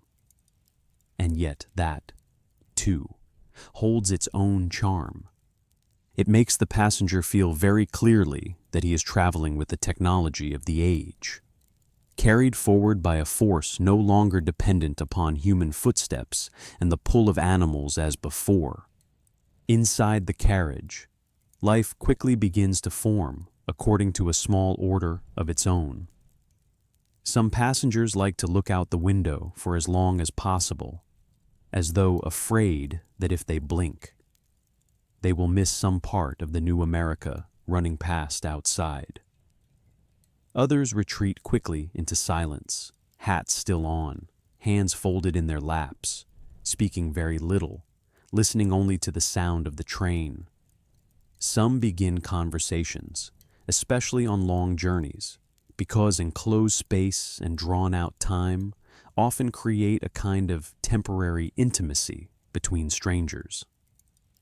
They ask one another where they are going, where they have come from, whether they have traveled this route before, whether the scenery ahead is as beautiful as people say, what the West is like, what California is like, whether the opportunities are truly as abundant as rumor claims.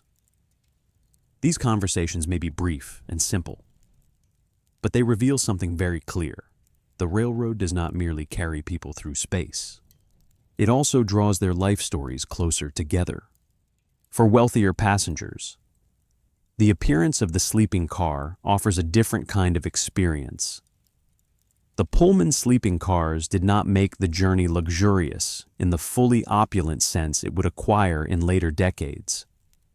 But they did introduce something new, the idea that a person might travel very far and still retain some level of comfort. The ability to recline, to sleep in a more organized arrangement, to have a little more privacy, for those who could afford it, was a clear sign that America was entering an age in which long-distance travel was gradually becoming part of modern life. But class distinction revealed itself here as well. Not everyone had the same experience aboard that train. Those with money slept more easily, ate better, tired less. Those with less had to accept harder seats, more difficult sleeping positions, and a journey that wrote itself more harshly upon the body. The railroad, like many achievements of the modern age, opened opportunity for many people, but not in the same way for all. Meals along the journey were also a very particular part of the early experience of traveling across America by rail. There was not always the smooth convenience that would come later. Many stretches required passengers to eat under rather simple conditions, or to rely on stopping points where food was prepared quickly, hot if they were fortunate, and often little more than enough to continue onward. Yet it was precisely that lack of perfection that gave the journey its character. A hot cup of coffee at a strange station on a cold morning could become far more memorable than a complete meal in a familiar dining room. A plate of hot food late at night, after many hours of rattling through long belts of darkness, could make a person feel almost deeply comforted. Long travel often makes people more sensitive to such small things. A sip of warm water, a piece of bread, a spoonful of soup, a blanket, a corner seat that shakes a little less, a window that opens onto the night sky. But perhaps the thing that made a rail journey across America most unforgettable was still the landscape. No room could compete with sitting by the window and seeing an entire continent gradually open before your eyes. The train carried passengers across plains so vast they seemed to have no end. Land stretched on, grass stretched on, sky stretched on, and the rails kept running forward like a declaration that human beings had dared to draw a straight line of will across that immense openness. At times the scenery seemed almost repetitive, to the point that one truly understood the vastness of the American interior. Yet it was within that repetition that the mind itself began to change. The people aboard the train had time to think, to remember, to imagine, to compare the world they had just left behind with the world waiting ahead. Then the landscape changed again. In some places the ground grew drier, harsher, barer of trees. In others, the afternoon light gave earth and stone entirely different colors. In still others, the train passed through regions that left first-time travelers astonished at the emptiness of the open space. And then, along certain stretches, mountains appeared, not as immovable obstacles that wagon trains had once feared, but as part of a route conquered through the labor of countless people. The passengers might not know exactly where this camp had opened the way, which rocks had been blasted, which tunnels had been cut, but simply sitting still and passing through that landscape was enough to create an almost extraordinary sensation. They were not merely traveling across America, they were passing beyond the old limits of movement itself, at night. That experience took on a different character when the sun went down. The scenery beyond the window lost detail but did not disappear. It simply became more mysterious. Low ridges of earth, distant mountain shadows, solitary lights from stations or small towns all appeared briefly and then dissolved into darkness. The sound of the train, therefore, became more important than the image.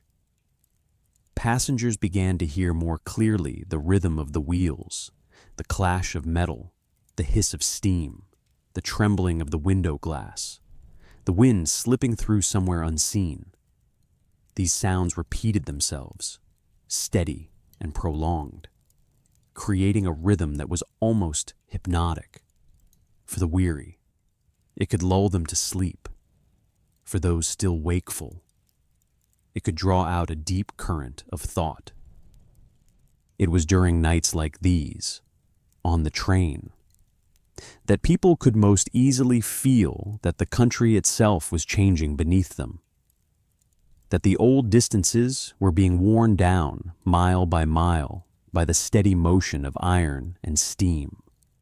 It should also be remembered that passengers were not merely passing through scenery, they were passing through the nodal points of a new order. A station was no longer merely a place to board and disembark. It had become a link in a system that was drawing America closer together. There were letters there, goods there, news there, arrivals there, departures there, timetables, notices, telegraph messages, stories from faraway places, farewells and reunions for many people. A first journey across America by train was also the first time they truly felt that the nation was not just a concept in newspapers, but a network appearing in physical form. Every station, every stopping point, every telegraph pole, every freight shed, every written schedule testified that distance had now been reorganized. The country no longer merely stretched outward. It was beginning to be bound together according to the rhythm of transportation and information. That change had a profound effect upon the human mind. Once, when people thought of going west, they thought of it in terms of departure, with all the weight that word carried now, increasingly. They could think in terms of going toward, a lighter, more modern, more open phrase, going toward California, toward Utah, toward Nevada, toward new towns, new lands, new markets. The railroad did not erase all dangers, nor did it make the West entirely easy. But it made turning westward feel less like a prolonged severance from the old world. That changed a great deal in how Americans thought about their country itself. What had once been too far away to feel part of everyday life was now beginning to enter the rhythm of a nation, accelerating into a new age. Think of letters before the railroad.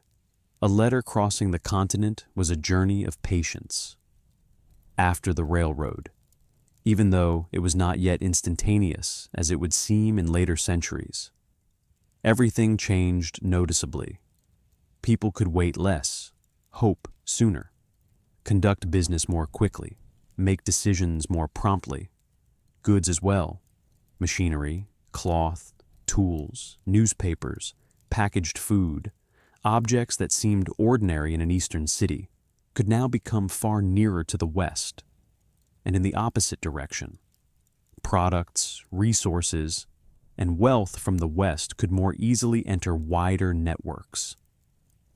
In other words, crossing America by train was not merely the experience of individual passengers. It was the visible expression of an entire nation learning how to circulate more quickly.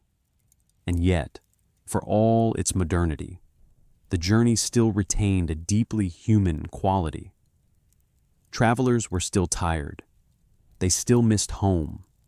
They still worried about the place ahead. They could still be train sick, back sore, sleepless, worn down by the repeated noise. Children still cried. Elderly people still needed help climbing on and off. Eyes still studied one another cautiously inside a crowded carriage full of strangers. Suitcases were still dragged back and forth across wooden floors. Hands still gripped railings tightly when the car shook hard. All of this reminds us that no technology ever fully erases human fragility. The railroad could shorten the journey, but it could not transform passengers into beings perfectly adapted to motion. They still had to learn how to travel, how to wait, how to sleep, how to eat, how to endure a new rhythm of the age. And perhaps the most moving thing lies here. Crossing America by train in 1869 was the moment when people began to feel that the future no longer existed only in speeches or newspapers, but was actually vibrating beneath their seats. They heard the future in the whistle of the locomotive. They smelled it in the coal. They saw it in the stations rising in places that had once been too empty. They touched it through the trembling window frame, through a ticket, through a timetable, through a hurried meal at a transfer station, through the belief that they could arrive in days rather than months. This was not merely a matter of transportation. It was the feeling of living inside the very moment when the rhythm of a nation began to change. If we sit still inside this story, as though seated beside the window of a night train. We can understand why this chapter must come after the golden spike, for no matter how dazzling the ceremony was, it remained only a symbol. The true meaning of the railroad only becomes clear when real people actually step aboard, cross the country, and feel distance contracting inside their own bodies. Only then does technological achievement become lived experience. Only then does a national dream enter ordinary life. Only then does America truly begin to understand that, from this point on, crossing itself will never again be what it once was. And so, Crossing America is not merely a chapter about a journey. It is a chapter about the moment when an entire continent was, for the first time, seen as a sequence of scenes that could pass beyond the window of a train. It is a chapter about time being shortened, distance being tamed, passengers becoming living witnesses to a nation entering a new age. But from this point onward, another question also begins to emerge quietly beneath all the excitement. If the railroad brought America closer for some people, then how did it change the lands, the communities, and the lives that had already been there before? And that will be the final echo, deeper, darker, more resonant, that our train must pass through before the journey comes to its close.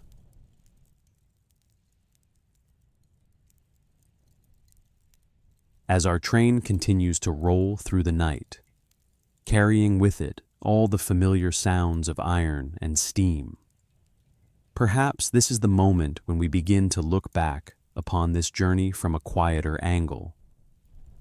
For if the earlier chapters have spoken of dreams, of labor, of the moment of connection, and of the experience of crossing a continent, then this final chapter asks us to pause for a while and consider a simple question that is not easy to answer when a nation moves forward more quickly. What is it that must fall behind? The Transcontinental Railroad was not merely a line of transport. It was a new boundary drawn across the land. And every such boundary, whether drawn by will or by steel, touches what existed before it, before the rails arrived. The West was not an anonymous emptiness in the way many stories of that era often described it. It was a place of living, moving, hunting, exchange, and existence for many indigenous communities, each with its own understanding of land, season, space, and life. To them, land was not something to be divided by straight lines, but part of a larger living network, where people, animals, water, wind, and time were bound together according to laws that required no outsider's map. When the railroad entered, it brought with it a different way of seeing. The land began to be measured, divided, marked. The line was no longer merely where trains ran. It became an axis upon which other activities attached themselves. Towns rose up. Goods passed through. Settlers arrived. The laws of the federal government extended outward. What had once been open space gradually became space with owners, with boundaries, with regulations. This created a profound collision between two ways of understanding the world. And in that collision, it was usually the side with greater resources that shaped the outcome. For many indigenous communities, the coming of the railroad was bound up with the gradual loss of control over traditional lands. Not every change happened in a single day or a single year. It was a long process, but the railroad served as a powerful catalyst. Once trains could carry people and goods deeper into the interior more quickly, waves of settlement increased with them. Lands that had once been part of seasonal movement began to be cut apart. The migration routes of animals were interrupted. Water sources were changed in the way they were used. Areas once understood as shared gradually became the object of private ownership or state control. And alongside all of this came treaties, political decisions, conflicts, and forced removals, all tied to the restructuring of space according to the logic of an expanding nation.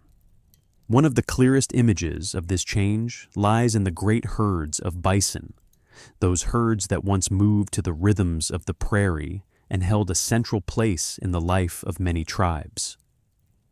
The railroad was not the sole cause of the bison's decline, but it did help make that process faster and broader. Trains carried hunters farther inward. They made it easier to transport hides and meat to market. They allowed exploitation to occur on a far larger scale than before. When the bison herds diminished sharply, it was not only a species of animal that was affected, an entire cultural and economic ecosystem of human life was drawn into that loss. This is one very concrete example of how a technical infrastructure can profoundly alter relationships between people and environment that have existed for a very long time. But the price of progress did not lie only in those distant communities. At least from the point of view of most passengers on the train, even within the railroad system itself, tensions and consequences began to appear. The explosion of construction and operation came with disputes over finance, management and power, vast investments, government support policies, and enormous economic interests created an environment in which not everything was transparent or fair. The railroad companies became major economic forces, and with that came questions about how such power was used. Stories of speculation, of profit, of the relationship between business and politics gradually emerged, reminding us that behind straight lines of rail, there were not always straight paths in the human world. For the workers, even after the project was complete, the story did not end in a single moment of celebration. After May 10th, 1869, many laborers had to seek new work, move on to other projects, or return to the places they had left behind. The railroad brought employment during the construction phase, but not all of those who helped build it found a stable place within the system afterward. Laboring groups, especially immigrants, continued to face their own challenges in employment, living conditions, and acceptance within society. This shows us that a great national achievement does not automatically transform into stability for every individual who helped create it. Even for those who benefited directly from faster travel, life did not become easier in every sense. Faster connection also meant greater competition. Goods from one place could quickly appear in another, altering local markets. Prices shifted. Small traders had to adapt to a broader system in which they were no longer facing only familiar rivals within a narrow range. Towns that flourished because of the railroad might prosper for a time, yet could also decline if the main line changed or if the center of trade shifted elsewhere. Progress, in this sense, was not a road that moved only upward. It was a current that could lift, but could also sweep away. If we return to the image of the night train, you can imagine that while passengers sat by the window watching lights glide past, they did not always see the whole story unfolding outside. A brightly lit town might be a sign of opportunity, but it might also be a place undergoing deep strain and change. A broad stretch of land might appear empty, yet in truth be part of a living system already under pressure. The railroad, with all its speed and force, created a new layer of experience for those traveling upon it. while at the same time transforming what lay beyond the reach of their gaze. There is something interesting in the way people often tell the story of progress. We tend to remember the clear moments, the golden spike, the first train, the numbers showing how much time had been reduced. But the deeper changes usually happen more slowly, less clearly, and therefore are more easily overlooked. They live in the fact that a family must leave behind familiar land, in the fact that a water source is no longer what it once was, in the fact that an old occupation gradually disappears, in the fact that a new town forms and then changes again. These things are not always captured in photographs or in great headlines, yet they make up the longest part of the story. And perhaps the most important thing, when looking back at the price of progress, is not to deny the value of what was achieved, but to understand that every step forward has many faces. The Transcontinental Railroad brought America closer, faster, more connected. It opened possibilities that had once been difficult to imagine, but it was also part of a process that profoundly altered the social, economic, and environmental structure of an enormous region. When we allow ourselves to see both sides at once, the story becomes fuller and more human. If, in imagination, you are still sitting on the train now, looking out the window as the night has grown deeper, perhaps you will notice that the dark stretches between points of light have become longer. The train still runs, steadily, surely, but outside. Not everything is moving to the same rhythm. Some places are adapting. Some are fading away. Some are waiting for something not yet clear. And it is within that unevenness that history continues to be written. The price of progress, then, is not a sorrowful conclusion, but a gentle reminder that every road opened passes through something that was already there before, that every new connection changes the way people live with one another and with their environment, and that to understand a great achievement, we must look not only at where it has carried us, but also at what it has passed through. As this chapter comes to a close, our train, too, draws near to its stopping point. Not because history has stopped, but because we have traveled a wide enough circle to see both the light and the shadow of one of the most important works of the 19th century. And in the steady rhythm of the iron wheels still sounding through the night, perhaps what remains is not a final answer, but a feeling that progress is always a complicated journey, in which every step forward carries more stories than we can ever fully see in a single moment.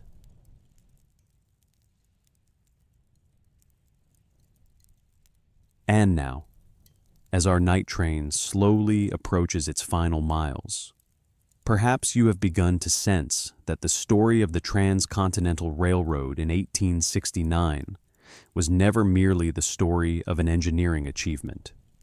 Tonight, we have traveled together along newly laid rails, past unfamiliar stations in the dark, through frontier towns that stirred with noise before fading into the night, across snowy mountains and deserts that people crossed with endurance, ambition, and no small measure of sacrifice. We have also passed through the brilliance of the Golden Spike ceremony, yet without forgetting the anonymous hands hidden behind that moment of glory, as well as the lands, the communities, and the rhythms of life that were forever changed by the sound of iron rolling through the darkness. Perhaps that is what makes history both beautiful and sorrowful at once. A great achievement does not simply create a new future. It also brings an older world to a close. And it is precisely at the point where those two meet that history leaves its longest echo. If you are still awake, feel free to leave a comment and let me know where you are listening from. And which moment in tonight's journey stayed with you the most? Was it the ceremony at Promontory, the workers in the snowy mountains, or the feeling of sitting on a night train crossing the vast American West? I would truly love to read your thoughts. And now, if your eyes are growing heavy, let the story drift gently behind you, like the sound of train wheels fading into the night. Let history settle. Let your mind soften and allow sleep to come quietly. Wishing you a peaceful night, and whenever you are ready, we will continue to bring each chapter of this journey to life in greater detail.